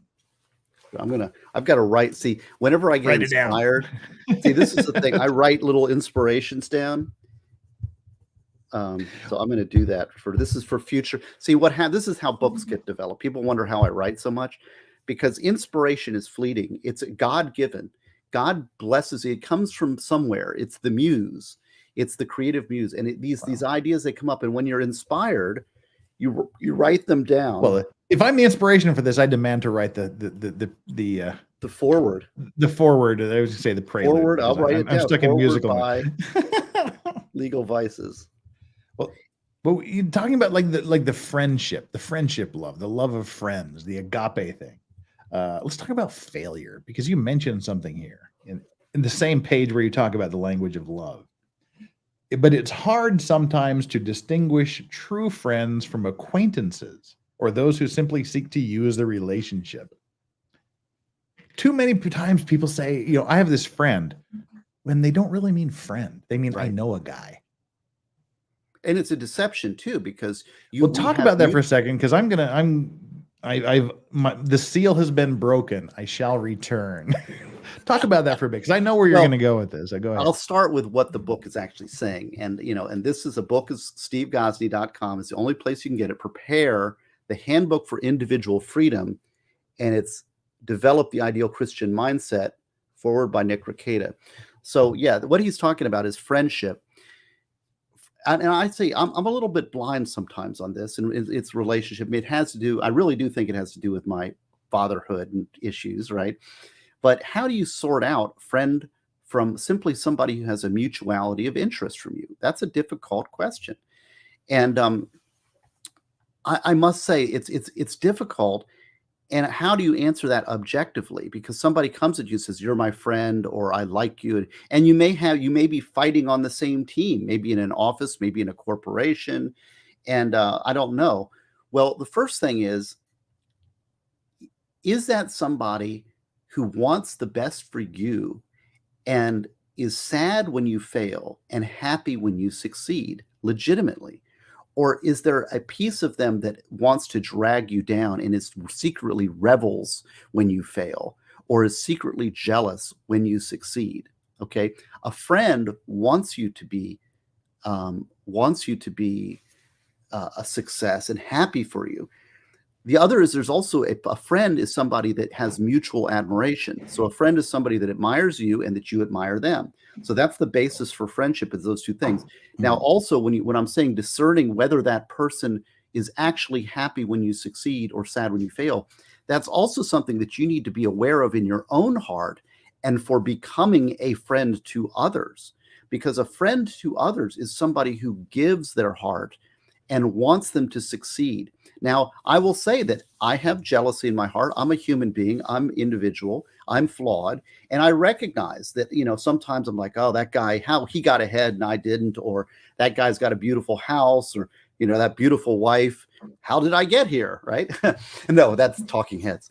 But but you can, look at that in your heart, acknowledge it, look at it in your heart, acknowledge it, bring it to a conscious level. And say, okay, I acknowledge that I have these petty jealousies, but this is my friend and I want him to succeed. So I need to be conscious, and I'm going to choose against that unconscious that's now a conscious feeling within your heart. If it's unconscious, say, no, I'm never jealous of anybody. That unconsciousness will enslave you and prevent you from being a friend. So to be a friend to others, or to have friends, you need to give to others. Do things that are selfless. And this is a big part of the book, a big part of it. And it's a guidance for everybody. There's a lot of people that need this, that are having trouble gaining friends. Maybe they're having trouble gaining spouses. You do that by being selfless. You do that by turning away, serving something higher than your own ego, serving something that's more than just you, right? What have you done something that is completely selfless? Whenever I do something, this whole internet thing has given me opportunities to help people that I did not have before. I love helping people. I love mentoring people, and some of them are in the chats. I know you know who you are, but to me, it's like, oh, well, thank you so much. You've made my life. Well, that is a gift to me, that I am in the position that I can give happiness to somebody else is a gift, and that's a reward, and it makes us all better together. Let's draw each other up together. I don't know. I'm going to shake another cocktail, and then I'm going to ask you a question. Okay. So continue to talk for another 30 seconds or so. Are you going to do another sidecar? Yeah, I was surreptitiously making it. Now I just good for you. Well, that's cool. I'll mute the microphone. No problem. While you talk. So this is part of it, getting outside of ourselves, serving something, because a part of this is idolatry, worship of self, ego. And that's part of growing up and being a mature person, because immaturity, it's all natural part of growing up. When you're young, you want to make yourself the best you can be, and you have to be egocentric to build yourself. So it's not a sin in of itself. It is only if you dwell in it, worship self, and do not serve others. So part of growing into a being, growing into somebody who's complete and a full, is subserviating your ego to something greater than yourself. And I think that's communicated pretty well in Prepare. If not, I need to work on it. But happiness comes from serving others. It's partially a Christian philosophy too, but I don't know. I'm just trying to explain to you. It's a complicated concept. You have to personalize it. If I'm talking to you, then take that and embrace it. If I'm not talking to you, I'm talking about the guy next to you, right? I'm talking to somebody else. But it helps me. So whenever I get a chance to give to somebody and help them in whatever way I can, it's a blessing to me. But it's a danger, and I want to talk about that. This is what I want to talk about: the danger of friendship. But first, I want to get through these super chats that are. Let's do super chats and let's talk about danger. Hunch the Dirty Roofer. Only over 65% of America is obese. We do not have a hunger problem. Right. Can't argue with that. Renee Pagan says the house I'm in right now was paid off in the 80s for $30,000. It's worth $1 million now. Yeah. Now the problem with that, this is what I'm living in. I bought this house for about, I guess at the time it was about $400,000. Now it's worth about $900,000. But to move into a new smaller house is about $1.3 million in my neighborhood.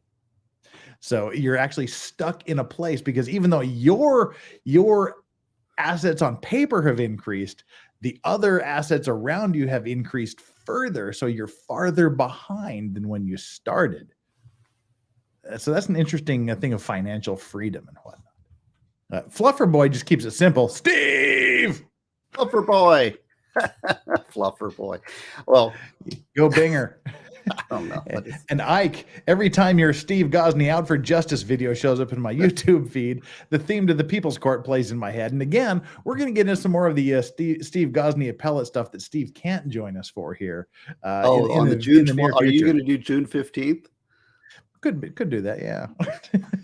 Julie O, we always knew when Dad was about to go into one. Dead eyes, different face almost, and would build up for days, not knowing when it would happen. Well, see, Julie O, and I recognize that's some people's experience. Mine is that my dad would go from like 0 to 100 in a split second. So he'd be happy as could be, and then he would just fly off the handle. It was crazy. Yeah. It was like, and that was, at least you saw it coming. I'm like sitting there, I'm la-di-da, I'm a little kid, I'm happy, and all of a sudden it's like danger, Will Robinson, Yeah.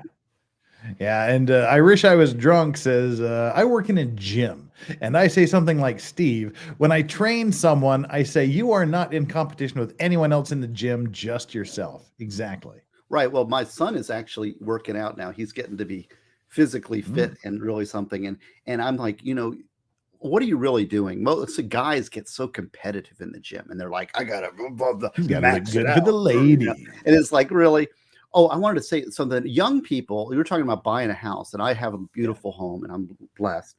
But buying a house does lock you down to a particular location. Transaction costs are such, it's very difficult to move from place to place. So for a lot of young kids, when you're growing up, a lot of these rules you're in development. You want to be flexible. You want to move around. You're single. But once you have family and children, you do want to settle down. So different life situations, different places where you are on the curve of life dictate different priorities. Yeah.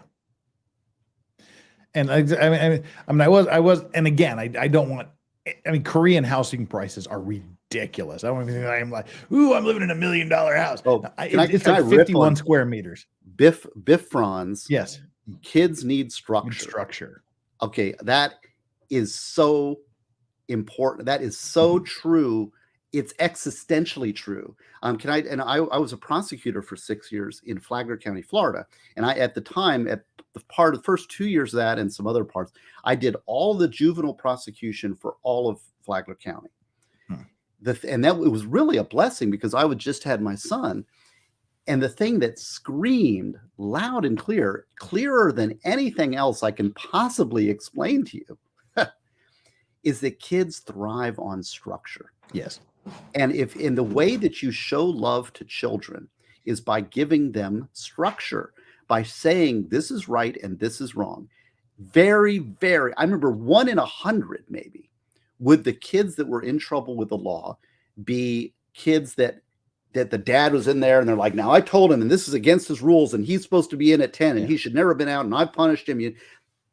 1 in 100, maybe one, I don't even, it was ridiculously minuscule. The ones you'd see over and over and over again was like, oh, he can do whatever he wants. He can go on a street, like he's free to do what he wants. He's got a good home. He can have his food, but I let him do what he wants. No structure, no right and wrong, no morality. So all these people say, Gosney, you're preaching and you're such a moralist, right? Structure. No. I love you and I want to tell you right from wrong because I care about you. Not because I'm trying to enslave you, but because I'm trying to share with the generation the wisdom. And a parent shows the love to their child by saying, this is what you need to do right. This is wrong. And I'm enforcing those rules because I love you. You need to do that first before you become their friend. And first thing is to transmit the values that will make them successful because I love you. I want you to be successful. And here's what, don't do the drugs, go to bed early, do your homework, just hang with good kids, all of those things, all those rules. That structure is communicating to that child, I love you. Okay, that is, I can't make it any. If you hate somebody, you say, I'm not going to tell you you do whatever the hell you want. You drive yourself off the cliff, go ahead, do it, right? Well, I think it goes beyond children too. Flux, Valhalla, and the other veterans in the chat can say, people that don't know what the hell they're doing, whether it's children, military, whatever, are looking for direction to be told how to survive and thrive in their environment. People are looking for that direction. If you're a Russian commander and a guy comes in from the hinterlands and has no training at all, and you throw him into the meat grinder of the front lines, do you love that guy? If you love your citizens, you're going to train them the best they can to survive in a military context, right? As a society that values its individual people, you're going to train them to be the best, most survivable soldier you can possibly be. Yeah. The tyranny is the one that, okay, you're just cannon fire, go charge defense, and who cares about you? I'm not training you. I'm not investing any effort to telling you how to survive or what to do. Well, that's the same thing. You're training your kids to go out in the world, train them up to be the strongest, most powerful people they can be so they can attack that world with goodness and right and values with a firm stability and structure. Well, that was one thing that going back into the Mormon side of my life, that was one of the things that Joseph Smith said that I always appreciated was teach them correct principles and let them govern themselves. Well, and the Mormons have always been very good at that. I know that the Catholics and Mormons in Utah get along very well. Oh, very well, yeah. Because basically they both believe in a very strong family structure and telling, this is right and wrong, and this is how we structure our life. And they have strong faith, which is a essential core of freedom. It's not, and we've failed in that because like, well, I'm going to let him decide for himself when he grows up. Well, educate him, show by example, show by your example, lead. Don't just like throw it up in the air and say, don't do whatever you want. That's not love. Yeah. You teach them the correct principles and then let them govern themselves and reap the benefits or learn from the don't touch the hot stove. Right. And they touch it. Then you can learn by wisdom and experience, or you can learn by just paying attention. But I want to talk about the dangers. We're not talking about the state. We're talking about the parents and those you love, right? That's what we're talking about. Okay. And I want to talk about the dangers of friendship. I mentioned that a minute ago. And I think the dangers of friendship. Well, it's not dangers of friendship.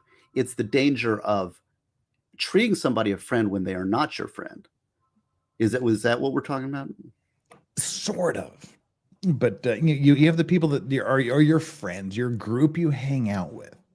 It's the old thing. It's the principle that, and I guess it works better in a religious context. It's easier to sin than it is to not sin. It's easier to do the wrong thing than it is to do the right thing,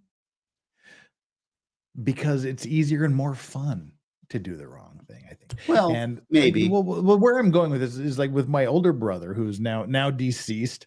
When he was about 14, he was a good religious kid. He wanted to make everybody. He wanted to bring everybody to the light. He wanted to share with everybody and make everybody better. So he befriended the bad kids, the wrong kids, with the hope of correcting their ways and bringing them around. And of course, the predictable thing happened, and my brother became the drug addict. My brother succumbed to them rather than bringing them to him. So that's what I mean about the dangers of friendship. It's easier to fall into you don't have to try to be a good person. You can just follow your base desires. You can follow these things so if you have these friends that are the I don't want to say bad kids, but that have different morals, different values than you, I think a lot of times it's easier to follow them than to bring them to you. Oh, I see what you mean. Well, yeah.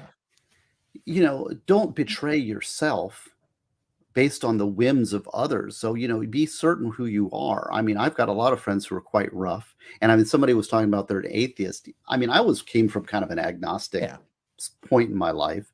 And actually, some of my friends were atheists and are some of the most thoughtful and I would say morally introspective people I know. I don't want to make it a real. It's like the crab thing, if the one person in the group tries to be better than the rest of the group pulls them down. Right. I get it, but I wanted to kind of go. Yeah. So like being around people. So I have very deep discussions with my atheist friends, and I think that all of your morality should be grounded in truth, and that is a fundamental. I had my godson actually was talking to me about faith, and I said, first thing is be true to yourself and make sure that you're seeking the truth. Mm-hmm. But when you're talking about friendship and failings, I don't believe that like we can live perfect lives. I think a lot of we live in a fallen world. We're broken people. Mm-hmm. The world is flawed.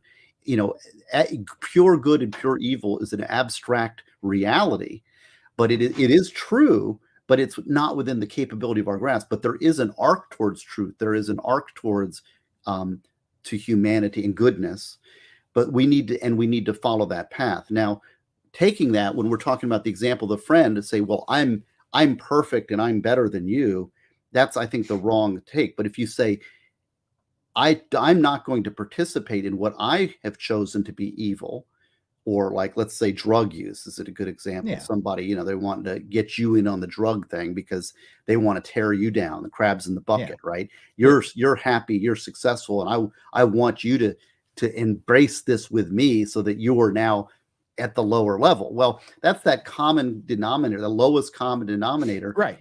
That's why we need to empower and strengthen individuals within our society so that you are strong and you are able to not only withstand that, but draw people up to something better rather than weakening the society, weakening the individuals so that we all fall down to this base nature.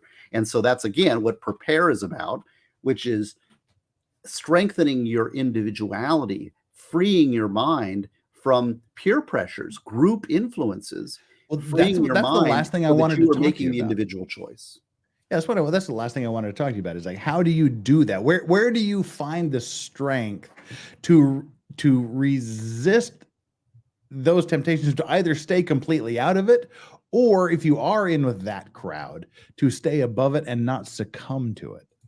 Well, there's always to be dangers drugged down. being, you know, it's not, there's no easy answers. It takes inner work. It takes individuals working very hard on themselves, having a strong moral sense, Mhm. making choices that sometimes can hurt in the short term that are in fact subservient to goodness and God, let's say God, Yeah. right? So, but it's a challenge. I mean, and the thing is that you're not always going to succeed. Sometimes you will fail. So when you fail, recognize that that was something, oh, gee, that was a bad choice. I shouldn't have done it that way. Yeah. I will strive to do better in the future. I need to work on that as a person. I need to strengthen myself to be strong. I mean, we're celebrating weakness in our society. We like men. Right. They're Right. weakening themselves. The world needs strong men, strong values, people who can stand up and fight for goodness and fight for the right side, and not just fight as in like warfare. I'm talking about individuals who can lead and be fathers and be brothers and be right. And women want this out of men too. I think women value men who are strong. They don't respect weak men. Nobody wants that. Nobody wants that. But there are people that it's like they're afraid of strength. A weak man is a dangerous man. A weak person, weak people destroy. Strong people build and create.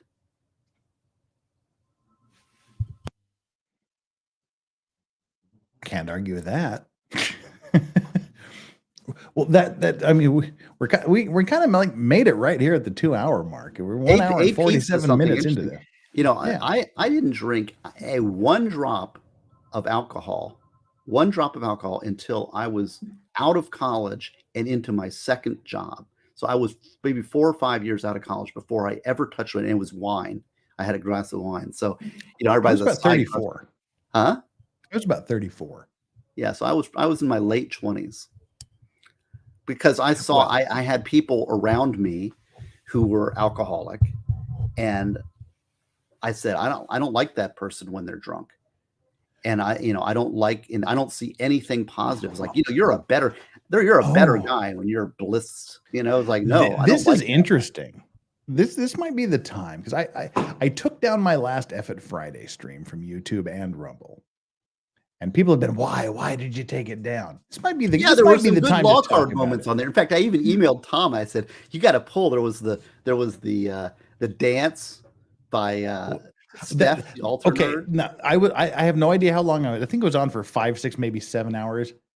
That is literally the one thing I remember from that entire stream. It was epic. And I was like, and I went back, I said, Tom, you need to clip this for a law card, which is lawcards.com. It's so much getlawcards.com /vices. Vices. And I was like, this is so great. This is an epic stream. There was a couple things on that stream that were great. Yeah. And then I'm like, I go back and it's like, where is it? It's not there. Well, I can send him the link if he wants it, but no, well, you need to edit out whatever is embarrassing to you and then go. No, there wasn't really anything embarrassing. And this may be, I said I wasn't going to talk about it, but this might be the time to talk about it. Because I said there were some funny moments, but one, YouTube didn't like it because they have this don't glorify alcohol new policy that's just kicked in. So they had problems with it. But we had some people are on the stream doing in some not so good moments. I mean, literally, I've always prided myself, and I've mentioned this several times recently, and I've never thrown up from being drunk in my entire life Oh, jeez. until 3 weeks ago. And that ended because of a night out on the town. And I have never had like a complete cut of the film where I had no idea, where I've never blacked out. The only thing I remember about the stream last weekend was starting and Steph's dance. Steph's dance was phenomenal. And then Chandler came in and she tried. It was like, you need practice, Chandler. I have no memory of anything other than starting the stream. Such a wonderful stream. I think you need to go down and chop out. Like, can't you edit or something? Just go ahead and chop out the back half or whatever you're embarrassed about, or you don't want to have all there. It's just there were so many people that weren't at their best. Things happened, and also, I mean, alcohol is a depressant. And depression runs rampant in my family, and it's getting to the point where, like, because it's become such a successful thing that, I mean, I drank like an entire, and I've watched parts of it where I drank the entire bottle of whiskey, and then I was just like chugging the bottle of tequila that was next to me, and I have no memory of that. But I thought, this isn't me. This isn't my look. This isn't. It's not my je ne sais quoi thing. It's not what I want to be. You are better when you're sober. However, I think that you do also have a funny part of you that when you start drinking, but there is a limit. And I think that you cross that limit, you need to reckon that's very self-conscious and good that you're saying, look, there is a place where I don't want to go. And everybody else is having fun, but I want to remember it too. I want to have fun with people. Doggo cam's broken, by the way. Oh, is that what happened? Oh no, the dog cam's not broken. Just the doggos have moved on to greener pastures. There we go. Okay, I've got to see. Hey guys, but yeah, it was like that's not what I want for me. That's not the it's not an image thing. It's just that's not who I am. Once I get to that fair point. Enough. No, that's So I mean, there's going to be some changes that have got to be made. I still want to have fun, still do the griftathon, but I want to remember it. I want to enjoy it with everybody else. But thank God, I mean, literally thank God, I have this part of me that is really, really, really rational, regardless of how far off the deep end I get. But I shouldn't be off the deep end that's just the thing. Those are good. No, I think you're doing a very good self-assessment. Be honest with yourself. Oh yeah. Figure out, make conscious decisions to place barriers to prevent yourself from getting to places where you don't want to be and doing things you don't want to do. Make those conscious decisions and then follow through and discipline and do it. Yeah. And so, yes, absolutely. I mean, I can't say I've ever blacked out from alcohol. Not that the drunkest I have ever been was on your stream. That was the 5 sidecar day or whatever it was. It was the one we had, I had 8 shots. Yeah. And we were selling books. And I'm not again. And actually, it was interesting, but I still remember it. Actually, I got to a very serious and cold place that I had never been before with alcohol. Usually, it just makes me. But Nick has a good rule about this and says never drink when you're depressed. Right. Well, because alcohol is a depressant, and that's like the thing I noticed this time. It's Friday, and yesterday, Thursday, was the first day I felt like I was back to myself. Mm-hmm. Because it took me until Thursday. If it's affecting your life, then it's a problem. Yeah. I mean, because I have this weird thing that I didn't know I had until it was assessed. I can't remember what it's called, but there's this thing where you metabolize the alcohol and it goes into one of these anxiety causing pheromones or endorphins or whatever the hell it is. But so yeah, when I drink too much, I get depressed and have these anxiety attacks. Oh yeah, well, see that you need to be careful on that stuff, and it's not. So and the thing is that you are also sort of the strongest drinker of all of the people that stream, and so there's a pride. You get I am the strongest, I am the most powerful, right? Oh, look at they are so cute. That is a great shot. No, you're absolutely right. You get all of a sudden that becomes your identity, and now I've got something to prove, and your ego is involved. Right. Exactly. Yeah. And I mean, it's still going to happen in some form, but there's got to be Sure. some different parameters, some different controls. Do some And thinking on it, but I wish you Yeah. would put up because there were some great moments on that stream. You may not well, I've got a remember, but guy that does these short videos and things. I'm going to give him have him go through and like pull the things. But yeah, I mean, it's fun and whatnot. But like, I honestly, I remember starting the stream. I remember Steph doing her thing, and that's it. I that don't was even memorable. remember. That was such a great. She Well, is he was. a hoot, and I loved that. And I wanted, it's like that's got to be a law card. There was Yeah. another one too. I'll have to look back. I can find it, but there was another moment on there that was also law card worthy. What was that? Pray do tell. Yeah, I'll find. I can find it real quick. Hold on. But what was it? I'm See if I going to look remember it up. You go ahead. You talk for a second. I'll find it. Well, I mean, I'm just curious. But like I said, I don't even remember the length of time it took to get me intoxicated. And I said, I just remember starting the stream. I remember Steph doing her boob dance. And then I have some vague flashes of thinking it was a good idea to go on Nick's stream. Oh, you went on Let's Big Stream after that? Apparently. Oh, Apparently I don't I think did. because you do these. I mean, I do long streams. I hung with you for like 3 or 4 hours, but at some point it was like that's enough. I couldn't do it. I don't remember anybody coming or going. I don't remember doing it myself, but I just remember like going on Nick's stream. I remember yelling at some guests. And oh, I know it's oh no.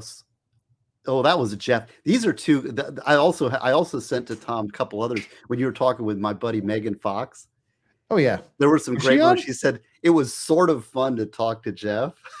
Was Megan on Friday's stream? No. I'm just talking. This is another one that just okay. came up. Another one. She says, "Thank God my grandmother is dead." When was that? That was when you had the interview with Megan Fox Last night? No, whatever it was. This was May 16th. Okay, like a few days ago. Yeah. Okay. Yeah. Okay. Let me see. Hold on a second. I'll find it. What? She didn't like talking to me? No, it was fun. It's the way she talks. It was just Yeah. It was a funny statement she made. It's like we talked about boobs for the first hours. For the first hour, we talked about boobs. Okay. Oh, I know. It was the lotto. Okay, it was the Chandler Remington won the lotto of ticks with her kissy lip ticks, right? Yeah. That was funny because she's Chandler is great. I tell you, and Chandler's then part of it is having a sense of humor about yourself. And somebody from the chats was like, "Why is Chandler making these kissy lips things?" Right? Like she does this, and then she's like, "Oh well, it's a tick I have when I get concentrating. I start doing this." And then we started riffing on like, of all the ticks in the world to have, you won the lotto of ticks, right? There's going to be guys that are going to be completely mesmerized by that, like, Yeah. And she was a trooper, and she was great about it. And I thought that'd be a great Chandler Remington card. Anyways, right. So that, and then the Steph the Ultra Nerd dance were great. Yeah, and I mean, it was just a thing of like I have this like my brain is bifurcated. Where like I mean, people always say, "Oh, you're so coherent. You don't act like you're drunk. You don't do this." Like I do, but it takes a lot for me to actually show things. So people always like, "You're not." I'm like, "No, I'm way more drunk than you are. You just can't see it, but I really am." But they keep feeding me and stuff. So I have like this weird bifurcated part of my brain that just is in control of itself, but the other side of my brain doesn't know what's going on. And it was like Nick's stream. Apparently, I like took my pants off at one point. What? And I mean, like nothing was shown. I don't know why. When you start doing things that you don't remember, that's probably a mistake. So you definitely need to get a handle on this. Legitimately, I remember starting the stream, Steph's tit dance, and that's it. Okay. I remember nothing else about that. The only memory I have is Nick saying something and me like standing up and taking off my pants. But thank God nothing was shown on the stream. And I woke up about 5 hours later, like my microphone's right here. I woke up like this at 11:30 at night, 5.5 hours later. And I just remember waking up, seeing, okay, my computer monitor's off. Turn that on. Okay, the camera's off. That's good. I was on Nick's stream. How did I get out of Nick's stream? And then I went back, and apparently I was just sitting there doing my thing, and then I just went, fuck, and I just turned off the camera. And so like that rational part of my brain said, it's time to check out. And this half of my brain had no idea what was going on. Interesting. Well, yeah, so I've always, like, that's what, I mean, I have this rational part of my brain that I don't like slurring my speech. I don't like losing control of functions to where I have things going on in my head and I'm having these great things like, well, for example, I'm just randomly, okay, taxi driver, go down here, turn left, and then turn right, and go into the apartment complex, and we're the farthest condo inside. But then it comes out of my mouth, I see, like, go down, and I think, okay, this is concerning. I don't like to lose that function. Yeah, well, I would say, you know, and in all honesty, to my friend, Mr. Vices, I will say that there is a point at which you reach a point that it's not as good. Oh, yeah. You know, you tend to dominate the conversation and it becomes, you know, one-sided, and you reach a point of you're having so much fun and you're so out there that it's like, okay, he's reached that point. Yeah. So look, I'm the worst sinner too. I dominate the conversation. I don't even need drinks. Yeah. No, yeah, I mean, see, but that's the thing is like, I mean, that's why I took it down, because I looked at it from there was several people that were on the panel that weren't at their best. There were things that I said to friends that weren't the best me. It's not kind of how I wanted to go down in history. That's not the image that I want out there. And I think you could probably clip it. Oh, there's moments. First 3 or 4 hours, clip it there, delete the rest of it, and then put that up, because there were some great moments on that stream. Yeah, there's moments. I don't have to have my guide. But clip it. You know, I know which area you're talking about. Actually, clip. You know, chop it about 3 or 4 hours in, and because there were some wonderful. Steph and Chandler were at their best. You were doing fine. Everything was cool. I understand where you're talking about, but that's at the back end. Forget that stuff. You know, there's some worthwhile stuff there. And plus, I want to have a law card out of those two. There was 2 good law cards that got deleted, and so. Well, I'll definitely send Tom the link so he can go through and glean out moments and then talk to the people involved to see if they want to be immortal. The cool thing about these law cards. The cool thing about these law cards is like, he finally sent I got one of the full complete deck thing. So he sent that to me like 2 days ago or something. The cool, like, here's my law card, that Gosney crowd surfing, and then it's got one of these little links. The cool thing about these, is it talks about it, these little moments, and then Tom puts in these little links, and you can scan them, and that'll jump right to the location, right to the time that was. These are all kind of documents of great moments in live streaming. And this is when I demonstrated, like everybody says, you're crowd surfing. You didn't really crowd surf at the Ginger concert. Oh, yeah. Well, you can go here and that little thingy thing, and you can scan it. You can see the point at which I actually do crowd surf at the Ginger concert.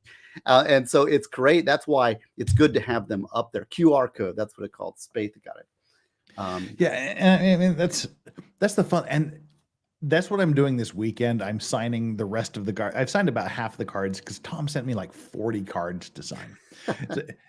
So I'm signing them, and then I'll send them off to him on the weekend. But Flux got one of the she got the coupon for the Legal Vices signed card, so she's gonna get one of my signed cards. Okay, cool. Yeah, these are fun. These are a lot of actually it's cool because Tom developed these and they're hilarious, and so I send him all these ideas. I'm like, this is so much. You got to do this. And he's got a great sense of humor. Like this one here is ridiculous. I had to sign some, and two, like I sent him back. Yeah. And this one here, where the Vegas card. But see, the thing about these cards, and I put on when I signed it, I put not really.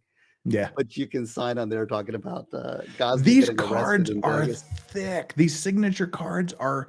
I mean, they're like cardboard. They're they're like thick and hard cards. But let me see one of the cool things. See, it's not just these are hold it up sideways so people can see how thick those things are. Those are crazy. Look at that. See there, it's a regular. You hear? Yeah, it's like cardboard thick. And the cool thing is that I'm developing with Tom Steve Gosney deck, which is going to be like faith and philosophy developed from But the see, I book. have a faith and philosophical side too, but they want the maritime, the maritime cannibal side. And we've actually, Jeff and I, we've been talking. We're going to do maybe a maritime Monday deck, which I think would be cool. I'd love to. I'm on board. I'll be your first purchaser. So there'll be a deck of all the best maritime Mondays for vices, and then you can click on it. It'll talk about the disaster with vices, and then it'll be like a maritime Monday. Wouldn't that be cool? I think that's so neat. Yeah, it's all fun. It's just gag gifts and things, but like but no, this is the gag gifts. It's fun, but these are not gag gifts. Those signature cards are the legit real deal. Also, the subject, the decks that we're going to do is going to be serious. I mean, these are faith and philosophy. It's a serious thing. I mean, it's like when you give, who knows where these might land, but it's something that reminds you. It's a way to think. And you can be reminded. It's got the whole discussion about what's said. These are right from Prepare. And if you give it to teenagers or kids or whatever, can you see, is that focus? I don't know. It's focused enough.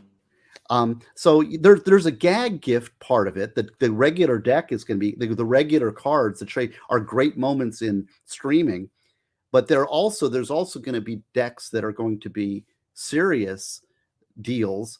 That it's sort of a unique we're so buried in frivolity in our culture. We're so distracted by garbage, right? It's like the society wants to lie to us about, the latest Star Wars movie or whatever, the trivia that hits us, the Meghan Markle's trivia. And, instead of talking about things that are important, like put your family ahead of yourself, right? You're more than a bundle of rights. These are important concepts. And so if, this is a popularized way of medium of communication, but if it communicates a concept that's important, that's more valuable than just trivia, then there's something really valuable that we're doing with these specialty decks. So I'm kind of excited about putting that up. They're distilled in its purest form. They're just fun. They're really fun. They're really cool. It's like getlawcards.com. You can get them there, or you can go to /vices. Vices. But Greedy Bloke says, I got one sale from my /vices link. I just like to think I'm responsible for everything, but they just went to the main getlawcards.com and ordered. But one person used the /vices at the end. So whoever you were, you guys rock. It's funny. Greedy Bloke says, maritime deck, I'm on board. Yeah, LLC, King of Puns. That's funny. I didn't even think about it when I said it, but that's pretty funny. And Flux says, I love making you guys laugh. My goal is to make you guys pee laughing. You're funny, Flux. We love you. You're the best. Nick Levy 86 says, wait, what happened on the last stream? Nothing bad happened on the last stream, but it was just like nobody was, well, I won't say nobody, but a lot of people just weren't at their best, me included.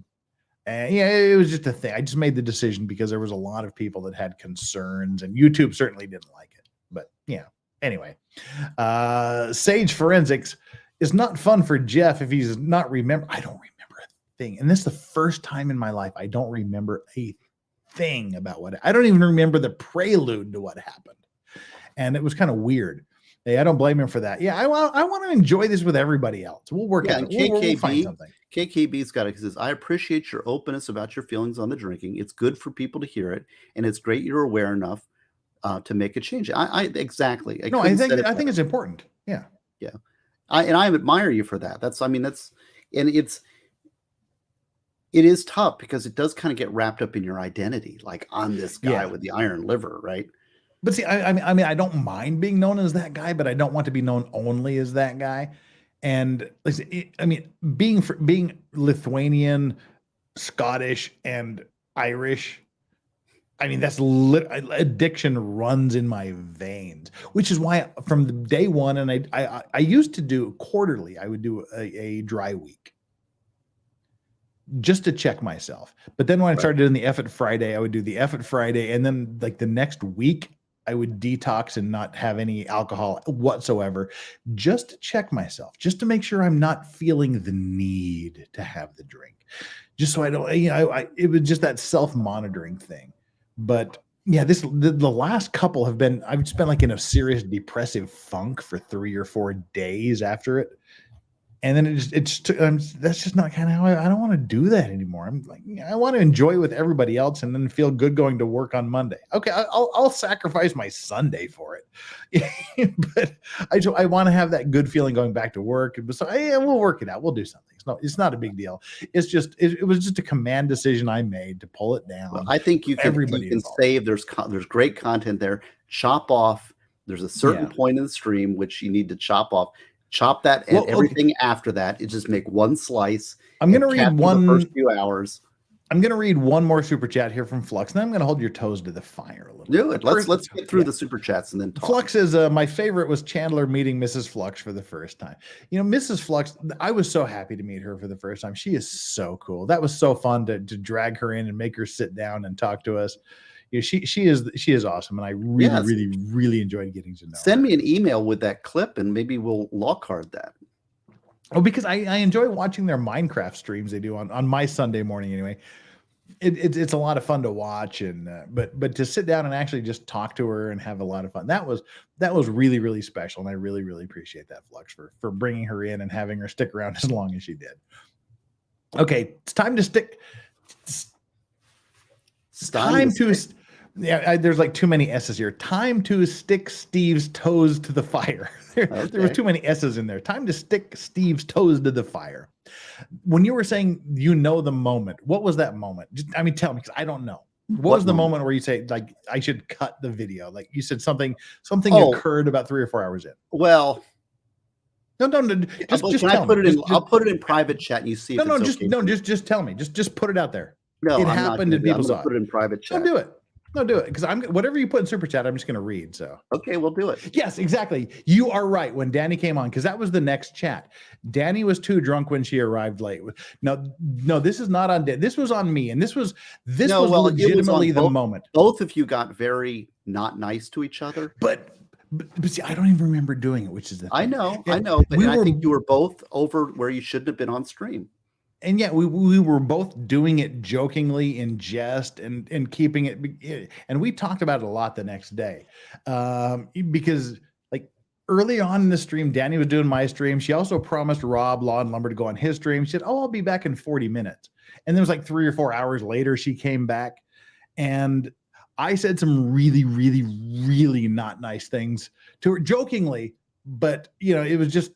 It didn't come across, and then she wasn't taking it that way. She said some very mean things to you, and there was some not nice words exchanged from friends, and I think that was something that and I don't think that was not. Neither one of you looked good in that light. You're right, and I remember it because I tried to like lighten it up, but it was not pretty. I don't even remember you being there, Steve. I honest to God don't. Yeah, so but. Let's just say that that would be the point at which I don't think that either one of you really want to have that, like, because the problem is words said like that don't get taken back. And even if you don't remember it, it's like if you put it up there and document it, now this is this issue that you've created that you can't get over.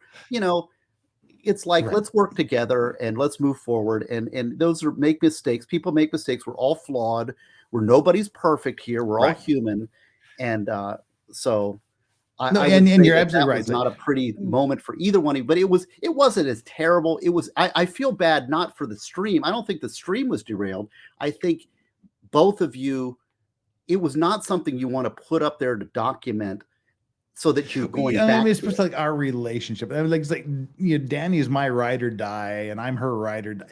I love Danny more than anybody else on the planet Earth. She's an amazing person, and we can say these things, but and we were both saying them jokingly and silly, but it didn't come across. No, I don't think so. I think there was some hurt feelings there.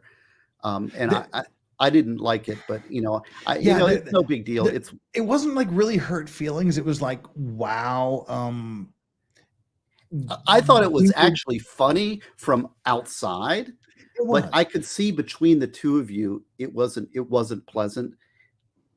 So, it's not so much that it's not an entertaining thing in the stream. It's the fact that I don't think that you want to have that issue between the two of you. Yeah, I mean, it's like, well, like, you know, we talked the next day a lot about it and stuff, and like how other people are going to perceive it and how it's going to.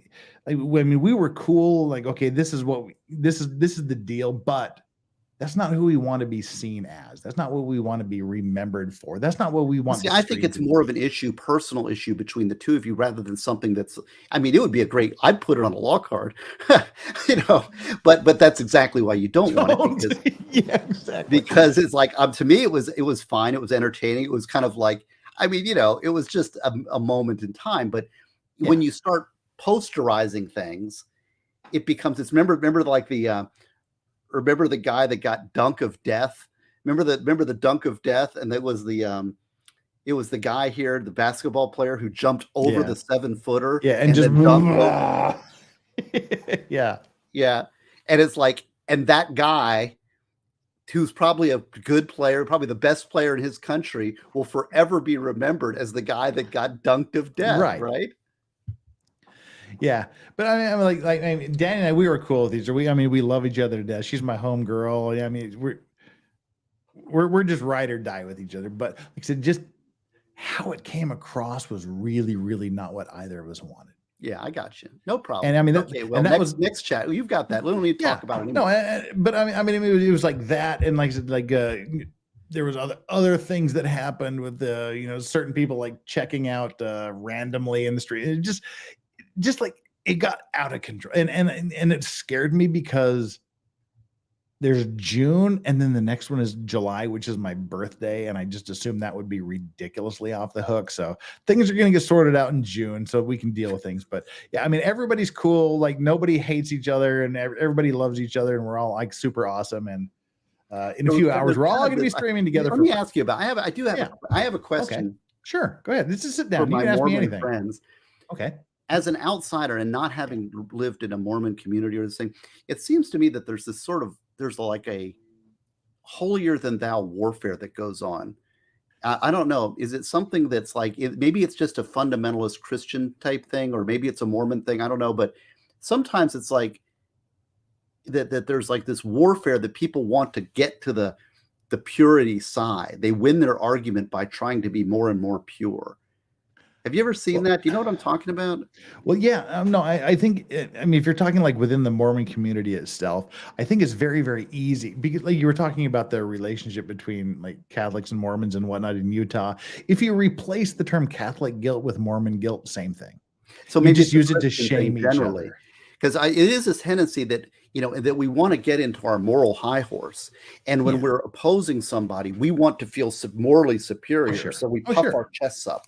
And I think this is why one of the things, Back to Prepare, available only at stevegosney.com, is Back to Prepare, is that humility is an important part of how we should face the world, because it's very easy to get puffed up on our own sense of moral superiority. Oh, sure. And I think that this is, you see people that arguing, and it's like, oh, well, I'm this and I'm pure and you're a sinner and you're lesser than me, right? And it's like, okay, let's just face the fact that we're all sinners. We're all here for salvation. We're all trying to be our best. And sometimes there's a lot of bad choices. Sometimes there's just miscommunication. There's this. And so to come at this thing about like, I'm better than you because I have faith and I'm living my pure life, that can always be a failing. I just kind of, I don't know. I saw that a little bit in the arguing that was going forward. And I was extrapolating that into a larger question because I see that, well, maybe, see there, I'm grifting, but I'm not grifting. This is my life. I just finished my next book, right, called Death Penalty Debates, which is, actually the draft is over here in this little package going to somebody named Flux. And she wanted a draft copy of my transcript of my book. Chandler gets a draft. Flux gets a draft. You want to read it? You want to edit it? I don't get any of this thing. I never. Chandler is helping edit my book. I'll send you a copy if you want to see a copy. Preview. No, but part of it too is part of the preface of that is that people, when they're debating the death penalty, want to attain a morally superior. Nobody wants to be the bad guy. What? Nobody wants to be the bad guy. Right, but there's also there's a drug of moral. It's like this virtue signaling. Yes. You know, well, I want to get to the purer side of you so that I can feel better than you. It's a weird sort of human desire. And I'm wondering, maybe it's just human. Maybe it's not even Christian. No, Maybe it's a human humanity thing. Was like what was it? Benjamin Franklin. That was his deal where he made like his life goals, his values, and people kept telling him he needed to add humility, but he could never add humility because every time he felt good about doing the other things, humility went right out the window. So, yeah, well, that's why humility is, we need to keep that front and center. And when we have, well, and I'm reference, it's going to the singular to the thing. Yeah. When you have a failing, when you have something you're not happy with, you're something you're proud, something you said to somebody, if both sides came at things humble and said, I failed too, that's a way to reconciliation. If we instead flux our feathers, fluff our feathers, flux our feathers, got flux on the brain, fluff our feathers, and think that we're so, oh my God, I'm offended or I'm morally, I don't know. I'm just talking. We're talking out sort of random. Well, we've got Fedorovsky asking what time is Danny's birthday bash. She said it's going to start at 5 p.m. Mountain Standard Time. Yeah, and we've got 40 more minutes Eastern. Because we were both invited to laid back news, right? Yeah, so we got about 30 minutes, and we have to cut it short. If you've got 30 more minutes, I mean, we can. Oh yeah. I took off today just for you, Jeff. Don't do that. I did. Horrible. Well, it's first of all, I finished my death penalty debates book, and I'm very tired, and I'm going to see Pantera and Tool tomorrow, Saturday and Sunday at the Welcome to Rockville Festival. Really? That'd be. So I've got to get my rest. I think Pantera is just they're kind of on the downward slope, but that last album of Tool was one of the greatest musical instruments. Zach Wilde on guitar and Charlie Benante on drums. It's a great combination to bring back Pantera. But the last Tool album was a masterpiece of just musicianship. The last Tool album is one of the greatest albums I have heard in the last decade. Oh yeah. Yeah. I mean, it's Inoculum. Yeah. I mean, there's just so much going on musically there. Yeah. So welcome to Rockville. I'll be in the mosh pit on both those. That'd be nuts. Saturday's Pantera, Sunday's Tool. There's no good concerts coming. And I'm going to see Alter Bridge on Saturday. That'd be cool. Fudge. We need to get people coming to Korea. The last big group to come to Korea was Queen, before the world went. That was January 19th. I saw Queen in concert at in Seoul. That was 2 weeks before the world went to hell in 2020.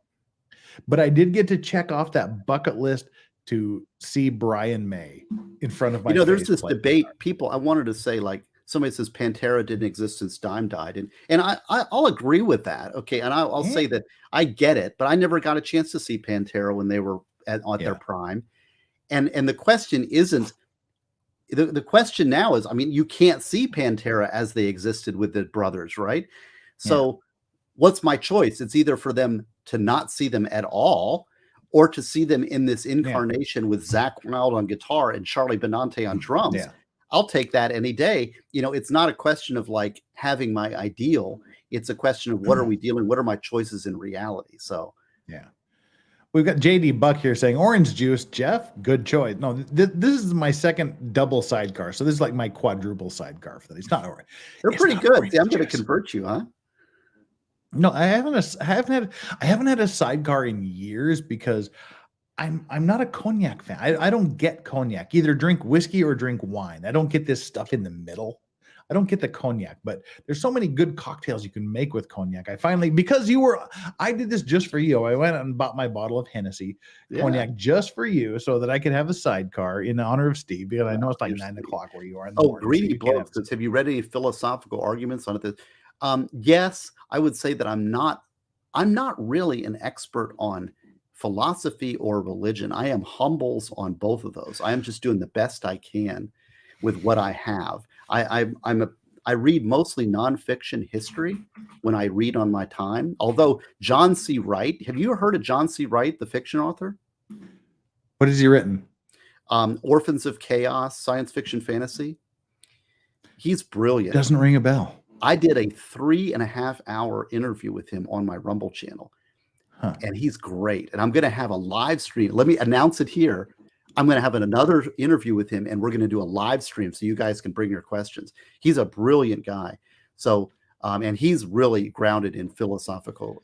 Now, I'm also going to go see Jason Bonham and the Led Zeppelin. Oh man, Saturday. Like that is awesome, because like one of the cool things is what was it? It was like when Obama was president, they had the heart singing Stairway to Heaven. Right. What was it? That was like what the hell is that? It was like at an awards. It was like a Grammy Awards or something. Yeah. No, it's like the weird presidential thing they do every year. Yeah, I remember. They all got their little badges or whatever. Yeah, and they had all the surviving Led Zeppelin guys, and Jason Bonham was playing the drums wearing his father's hat. That was so awesome. Well, Jason Bonham played with them at the big O2 Arena. Yeah. Celebration Day. But Greedy, see, this is where I can make my father happy about one thing, that I actually get to answer philosophical questions, because that was like the most horrific thing to my father. I was originally a psychology major. I was a psychology major in college for one term. That was back when we had terms and not semesters. We had the 3-term year. I was there for like one term, and then I went to music therapy, and I was a music therapy major for like 2 terms, and then I became a philosophy major, and my father just knew he'd failed because I was a philosophy major. Right. So therefore, he just knew he'd failed as a parent because I was a philosophy major. But have you ever read any philosophical arguments on ethics, morality, or all of your morality points on purely? If you want to read a really interesting book, there's a book by Elaine Pagels. It's like ELAINEPAGELS. Elaine Pagels, called Adam, Eve, and the Serpent: Sex and Politics in Early Christianity, which is an amazing book. It's really, really good. And she did another one. I mean, she's done some amazing books on philosophy, but Adam, Eve, and the Serpent: Sex and Politics in Early Christianity is an amazing book on morality and ethics. Highly recommend that one. We've got Hugh Jass saying, legal advice is, I lived in Beijing for a year teaching English. Did you go to that bookstore? There was like a bookstore that all the English teachers in Beijing used to go to, like on the 2nd floor of a place. I can't remember what it was called, but they've gone out of business if you ever went there. There was this amazing bookstore where all the expats would go, because that was like an English bookstore in the middle of Beijing. There's that, and like this place that has like pizzas that are 1 meter in diameter. It was like the most amazing thing. But yeah, that if you went to that English bookstore, I can't remember what it was called, but it's gone out of business because of COVID. And I've forgotten a lot of words, probably because I wasn't using them regularly. Has that happened to you in Korea? Oh yeah, I do that all the time, where I especially if I'm reading books and like fantasy novels, like Stephen Donaldson, the Thomas Covenant Chronicles. Every now and then I'll go back and read the entire the Thomas Covenant Chronicles, the second Chronicles of Thomas Covenant, and the final Thomas Covenant books. But I'll read through them and I'll go, oh yeah, I remember that word. I used to use that word. That's a really good word. I do that with a lot of English words. I just go, oh yeah, that's a really good word. I haven't used that in a while. Hey, can I make a shout out to Hunter Logan is in the chat. Hey, Hunter Logan is one of my mentorees.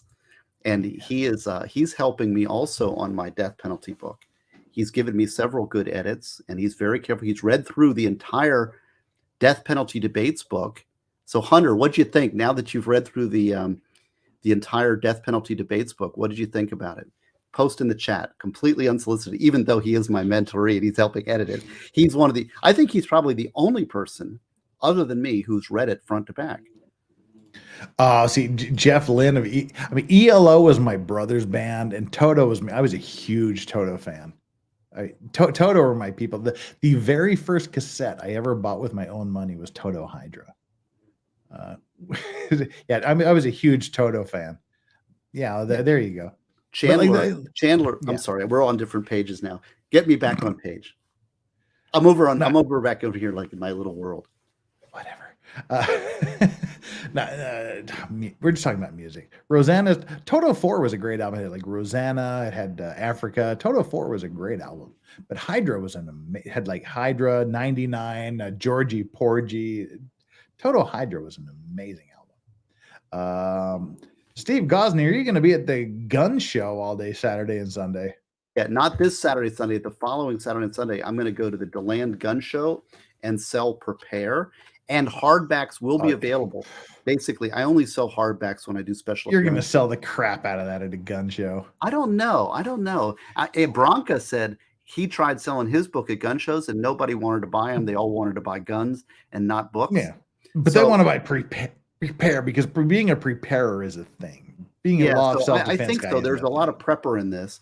But I will see. Yeah. We'll see how it goes. I'm going to do Saturday and Sunday at the DeLand Gun Show. If you go to stevegosney.com under events, you'll see it. It's at the DeLand Gun Show. Of course, you have Toto Hydra Flux because you're awesome. MG Law likes it too. Yeah, it's a great album. I'm going to you got about a minute to talk about whatever the heck you want to talk about because I got to make a trip down the hall. Okay. Well, Mrs. K Griff, who is always wonderful. Wrench. When is your children's book pre-order starting? I'm still working on it. I've got to get. They're both written. They both need to be illustrated. So it's a big. Things go so fast. I've completed the death penalty debates book. I'm going to be releasing an ebook, audiobook, and regular book. Right, like this. End of next month is when it's due. I've got the drafts, the edits that I have out. I'm planning on coming in next weekend, and then I'm going to have finalized the cover, get it to the printer. So the next book is going to be Death Penalty Debates, which is available on pre-order at stevegosney.com. Death Penalty Debates. The audio book and the ebook will be done after that, but will be released at the same time when it's fully released. Right now, the book only is available on pre-order. So do go get that. And I feel like I'm kind of running out of steam. Everybody loved Ideas and Answers in Law. But if you like that, each one of these things is so different. Ideas and Answers in Law is sort of interesting philosophical problems that are practical problems in law and solutions to them. The Prepare book is a solution to human freedom, to your individual freedom. It's kind of like a self-assessment where you can go and look at yourself and look at your life and say, am I truly free? And am I prepared for crisis in my life that will come?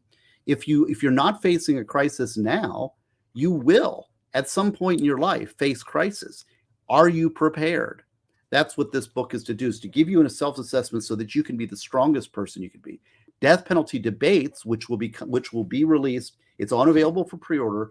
That is a full philosophical discussion of both sides of the death penalty debate.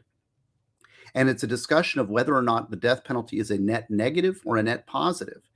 And I basically present both sides as strongly and as completely as I possibly can, and then give you the power to decide for yourself. If you're open-minded and you really want to understand it, because see, a lot of people see me because we're talking philosophy and all this stuff, which is great. But when I'm on the interwebs and I'm commenting on trials, I'm coming in as a board-certified criminal trial lawyer, an appellate lawyer, and somebody who is involved in the capital appellate process. A smart guy. It's a perspective that very few people have. And so when I talk to them, they come at me with things that it's like I am way beyond where they're asking, but they're asking these questions and I hear it over and over again. Well, I try to explain them, but they're like, well, how do you explain your life's work? How do you explain what you do every day? Well, that's part of the challenge of what I wrote the book, is because, okay, if you really want to understand this issue and look at it reasonably and rationally, I've written a book called Death Penalty Debates, which presents both sides of the argument, and so that you can fully understand what the other side is saying, so that you can make a rational decision for yourself and make a coherent decision. Very few, I don't know of any books out there who present the death penalty debate fairly. Usually somebody wants to advocate and they want to present their side, and they polish the facts, or they leave out the other side because they want to advocate for their position. So my intent here is to give you both positions as strongly as I can so that you can really understand it. If you're against the death penalty, you should understand why people are for it. And if you're for death penalty, you should understand why people are against it and be able to reconcile the system within your own head before making that ultimate call about is it a net positive or a net negative. So that's what death penalty debates is.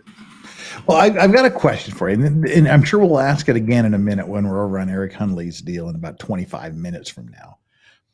This is in relation to the Zachariah Anderson trial. He had his sentenced to life.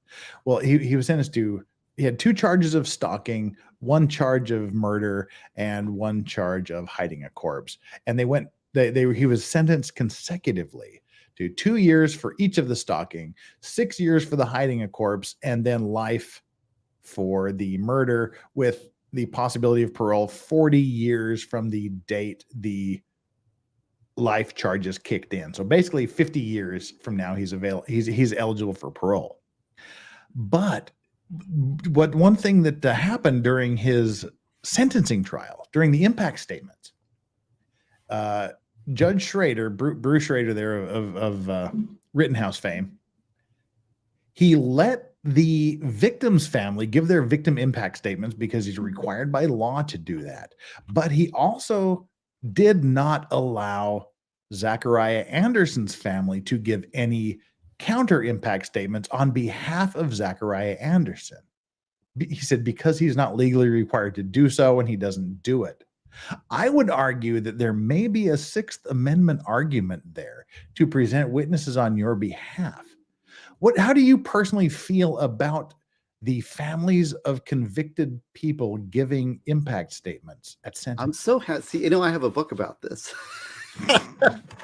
Yesterday, I finished death penalty debates, and I have it's sort of an office project. It's actually part of a trilogy. Trilogy. It reminds me of Spinal Tap, right?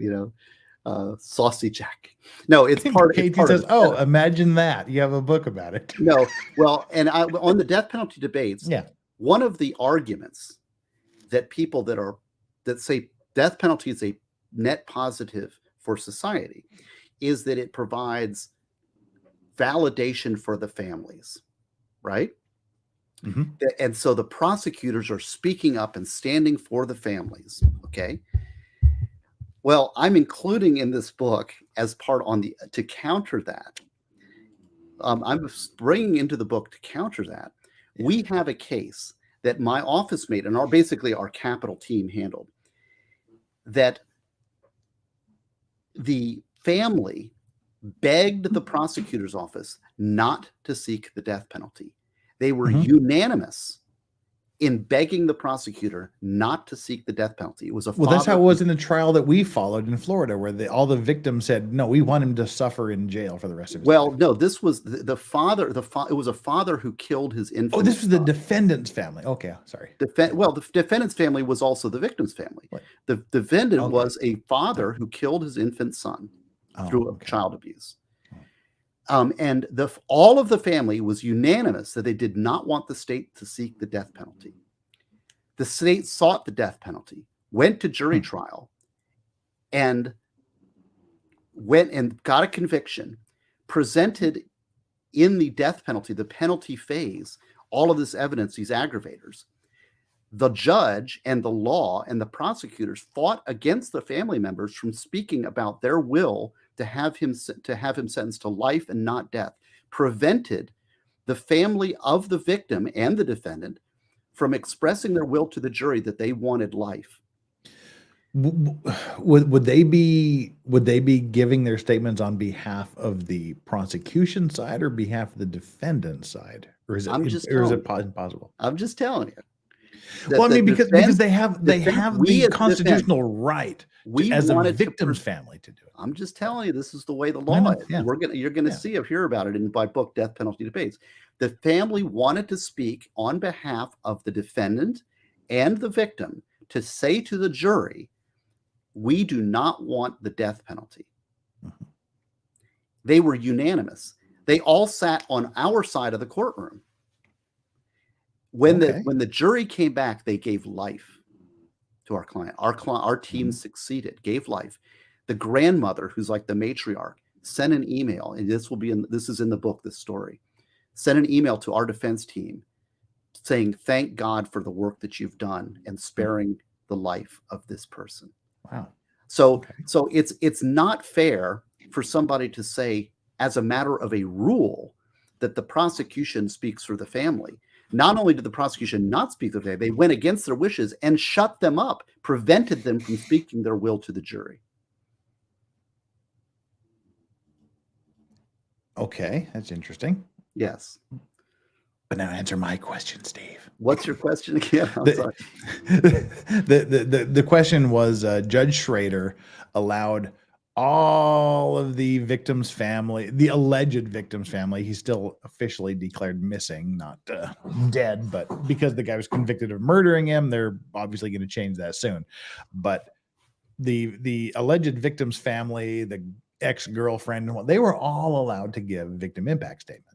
But Judge Schrader prevented the convicted Zachariah Anderson's family from reading letters or giving any impact statements in favor of the convicted person. Exactly. That's what I'm saying. Just by saying, I don't have a legal obligation to do this and I never do it. Right. But whereas Daryl Brooks, I mean, that scumbag got to have his mother and whoever else make statements, victim impact statements on his behalf in the same state. It's not even different states. It's the same state, just different judges with different rules and practices. Do you think there's a Sixth Amendment argument to be made that the convicted persons have a constitutional right to have people speak on their behalf at impact statements? Well, I believe yes. Now, this is what I'm talking. That's why I brought in this. Oh yeah, story. This is my Zachariah Anderson jersey. And I did not follow that case, and I know everybody's begging me. Zenith's here. Zenith Anderson is Zachariah Anderson's sister. What's that? Zenith Anderson here is Zachariah Anderson's sister. His family is phenomenal. He's got a great family. They are plugging away, and I'm praying for him. I can't help that case.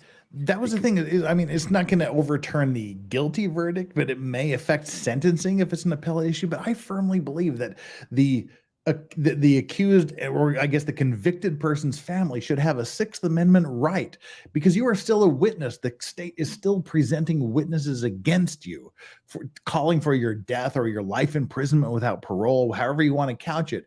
But you should still be able to face those accusers, as well as have the right to call witnesses on your behalf for your good character, your whatever it is, during the impact statements. Well, this is a very complex issue, but I will say that as a defense attorney, when your life is put on the line by the government, when the government seeks to put you in a cage for the rest of your life, I believe the door should be wide open for the defense to pretty much say anything that they want to defend themselves and to mitigate. See, the question that people, and this brings up a good point about death penalty, because there's a guilt phase and a penalty phase, right?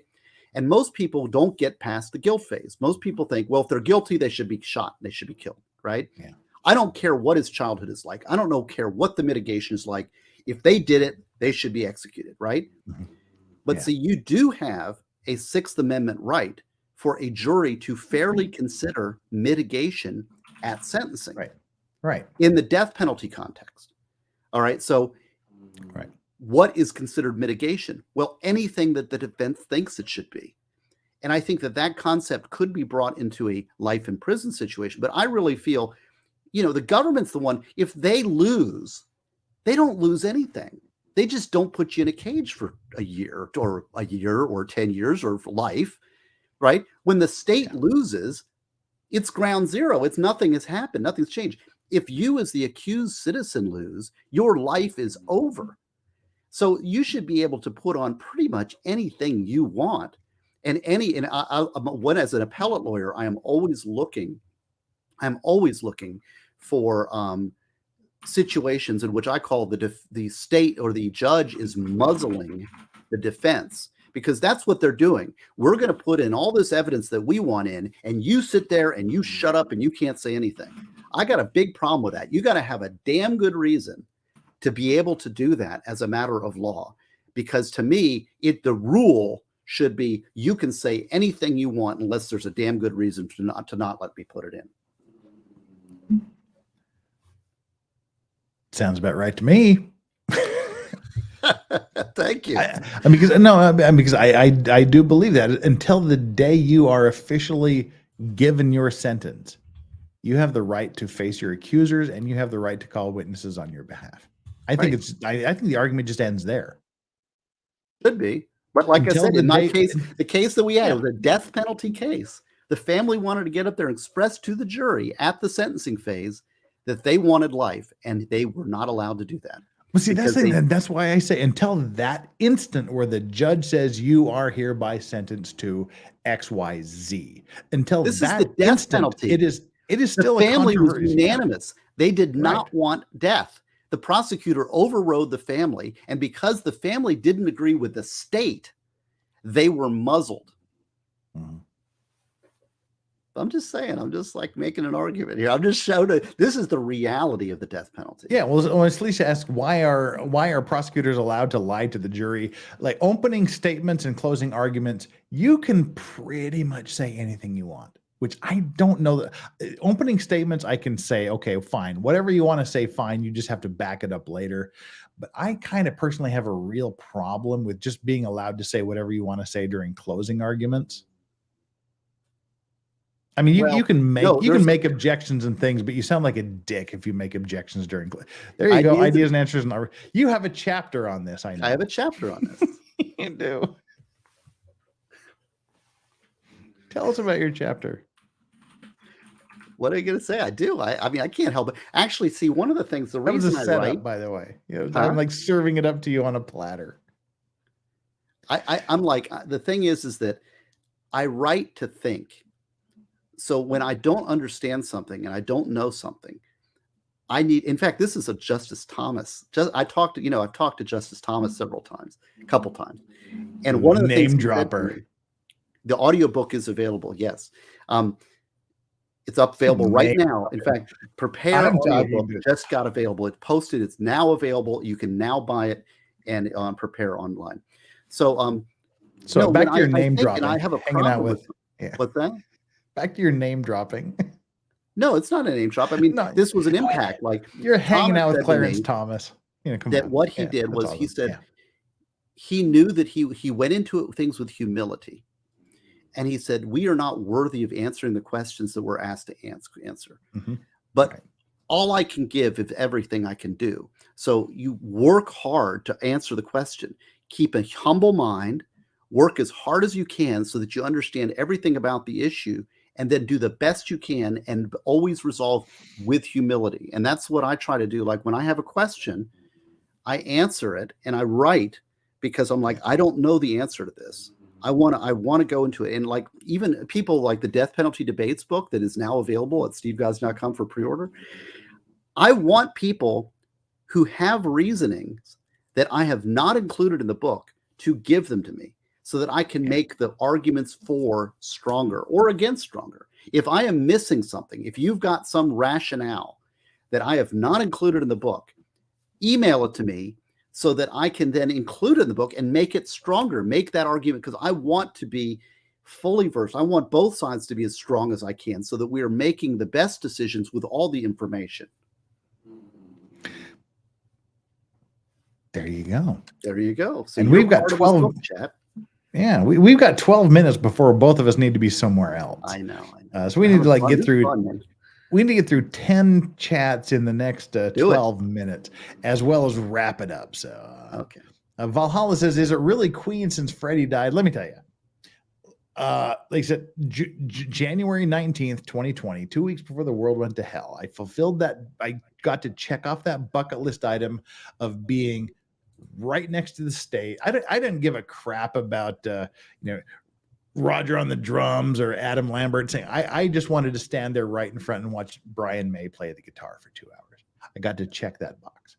But I have this weird thing where Queen's Love of My Life makes me bawl like a little bitch every time it plays because it reminds me of the one love of my life that got away. And there was at the end of The Love of My Life with Queen, Brian May sits out there, plays the guitar by himself, and there's a hologram or a video of Freddie Mercury singing it with him at the end. And at this concert I went to, even Brian May shed a little bit of a tear at the end of that when Freddie on the video takes his final bow and fades off the screen. MG Law says, for ELO, Out of the Blue and Discovery are my favorites. Those are actually the two albums I have in my other room. Out of the Blue is an amazing album. I absolutely love that album. Fedorovsky says, it's cute that Jeff is drinking watered down booze today. It's not that watered down. It's, it's only watered down by lemon juice. But I just drank Sidecars because Steve is here. D. Watt says Jeff's pants are always off. It's only during the summer. Pa Nerd Parent says my first 45 was ELO Mr. Blue Sky. That may actually have been my first 45 as well. If not, it was one of the close to the first ones. And Hunch, the Dirty Roofer, for the $5 super chat says, well then, Steve, I'll see you next week at the gun show. I can shop for guns and get a book at the same time. Got to do something while I'm in the state. Yeah, come by, chat. Have fun. Michael Stetson says, Steve Gosney. Steve, what was the name of that science fiction author you recommended? John C. Wright. And if you go to my Rumble channel, I do a 3-part interview with him, and he's brilliant. One of the most brilliant people I've ever spoken to other than Jeff. And he is a really great author.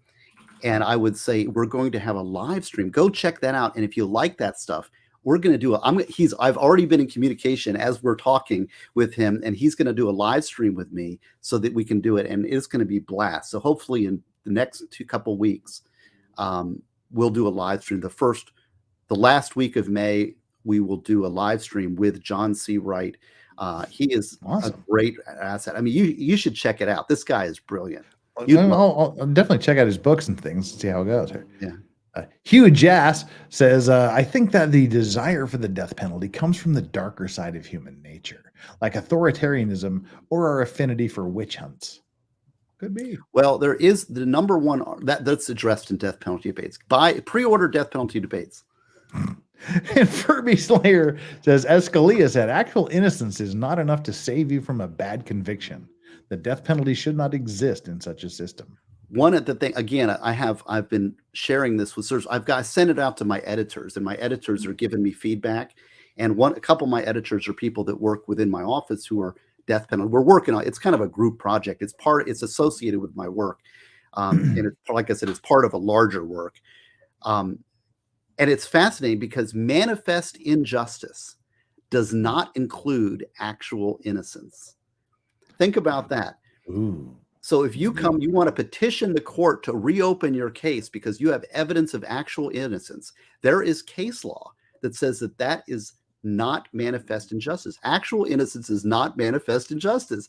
I mean, that is jaw-droppingly shocking, but that is the case law. Wow. You're not wrong.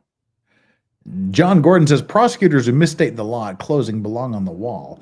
Well, see, that's where you get around it. Opening statements are statements. Closing arguments are arguments. They're not evidence. So, except that misstatements of law, right, at the closing, if objected to, can be the basis for appeal. That is one of the areas that we can have appellate issues there. Yeah. Misstatements of law. Benjamin Lewis says, if prosecutors always had the last word, yes, because they have the burden of proof. I think it's wrong. I think the defense should get the last statement just because they're the defense.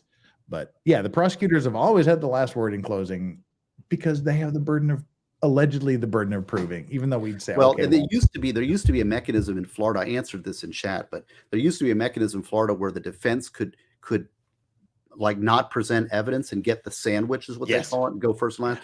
But this legislature, the prosecutors run things and they didn't like that because they were losing too many cases. So they just changed the rules so the prosecutor always gets front and last. Yeah. So they just changed the rules. Yeah. It's like, it's like we don't like that we're losing against these defendants, these citizens. So we're going to change the rules, make it harder if you win. And I said I had 10 chats to get through. So Jillian N said, make it 11 chat because I'm saucy like that. Hey, Jillian. Thanks, Jillian N. We deeply appreciate that.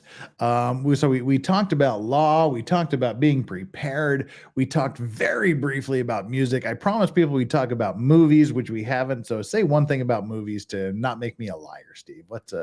Excalibur in Prepare. Prepare has Excalibur as a theme throughout the book. Helen Mirren, man. Because my one of my favorite movies is Excalibur. It really comes from the most influential, I'd say, psychological book. Jordan Peterson, everybody knows about, but there was a guy named Robert A. Johnson who was also a Jungian who wrote a book called He. And not Robert Johnson, the blues musician. No, it's Robert A. Johnson, the author who wrote He. And He is an excellent book. It's only 80 pages, and I've sent it to a few people. I like to give it away because it was such a powerful movie for me. And Excalibur is one of my favorite movies because it really is a classic retelling of the Grail myth. And so I use that through it kind of I drop it in throughout the book of Prepare to illustrate the journey of life. And well, and Helen Mirren. Everybody's saying I'm grifting. I can say I'm grifting, but nobody's bought any books during this time. Right.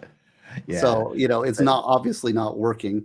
But yeah, Excalibur, Helen Mirren. Oh, Mexican Vader. Good job. Read He and She. Read He. If you're a woman, read She first. And then read He. If you're a man, read He, then She. Everybody wants to read the other side's playbook, But you got to learn about yourself before you can comment on others. Yeah, but I just want to talk about Helen Mirren. She was smoking on that movie. Playing Helen. That's where I first became acquainted with Helen Mirren. It was in Excalibur. She was nice. Yeah. If you like Star Trek, Patrick Stewart, he was one of the Knights of the Round Table in it. John Boorman directed it. What an amazing movie that was. He's the same guy that did Deliverance, and spectacular movie. Beautiful. The music is of Wagner and Orff. The soundtrack is one of the greatest soundtracks of all time. It's beautifully filmed, and it's a classic retelling of the King Arthur myth. It's the definitive retelling of the Arthur myth, as far as I'm. And there's a companion movie to that. If you watch that one. Another movie I'd highly recommend is called The Fisher King with Robin Williams. Robin Williams, yeah. And that is, you need to watch those and to understand how that myth relates to you and humanity. Those two movies kind of go together. Yeah, and the reason I liked it is because it was it was the classic Excalibur with the Lady of the Lake and not the Sword and the Stone version. You don't want to hear what a geek I am? What? How much of a geek are you, Steve? You know what I would really love to have? What would you? There's an Avalon sword. I want to get Excalibur. It's like $2,000. Yeah. If I ever somehow get a big, I would love to buy Excalibur and hang it on my wall back here. Right. Well, is that geeky or what? Oh, there you go. Yes. Yeah. One more super chat before we got to go. Yeah. Well, I can keep going forever, but that's my problem. I'm sorry. Seriously, the old Excalibur is one of my things. And the movie Excalibur and then Marion Zimmer Bradley's Mists of Avalon series. Absolutely exquisite.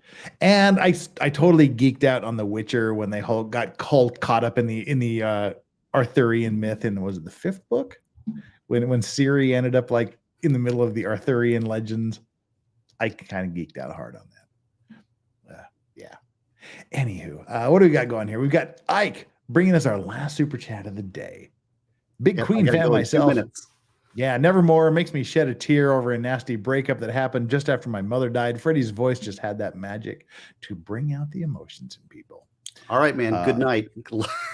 Yeah. Goodbye, everybody. Let me see if we can actually redirect us over to Eric's stream here real quick. I got to go to content live. Hurry up. Okay. Sit down with Steven Gosney. Go to the settings. All right. I'm going to pop out and run over there. I'll meet you over there. Thank you, everybody. Let's see here. Uncivil law, cool frog, law of self-defense, need infinity. Shoot, let's see here. That was Steve Gosney, everybody. Clap, clap, clap, clap, clap. Friday night. Come Come on, let me be able to set it over there. Ah, dang it. I can't find it. Let's see. We search for Eric Hunley.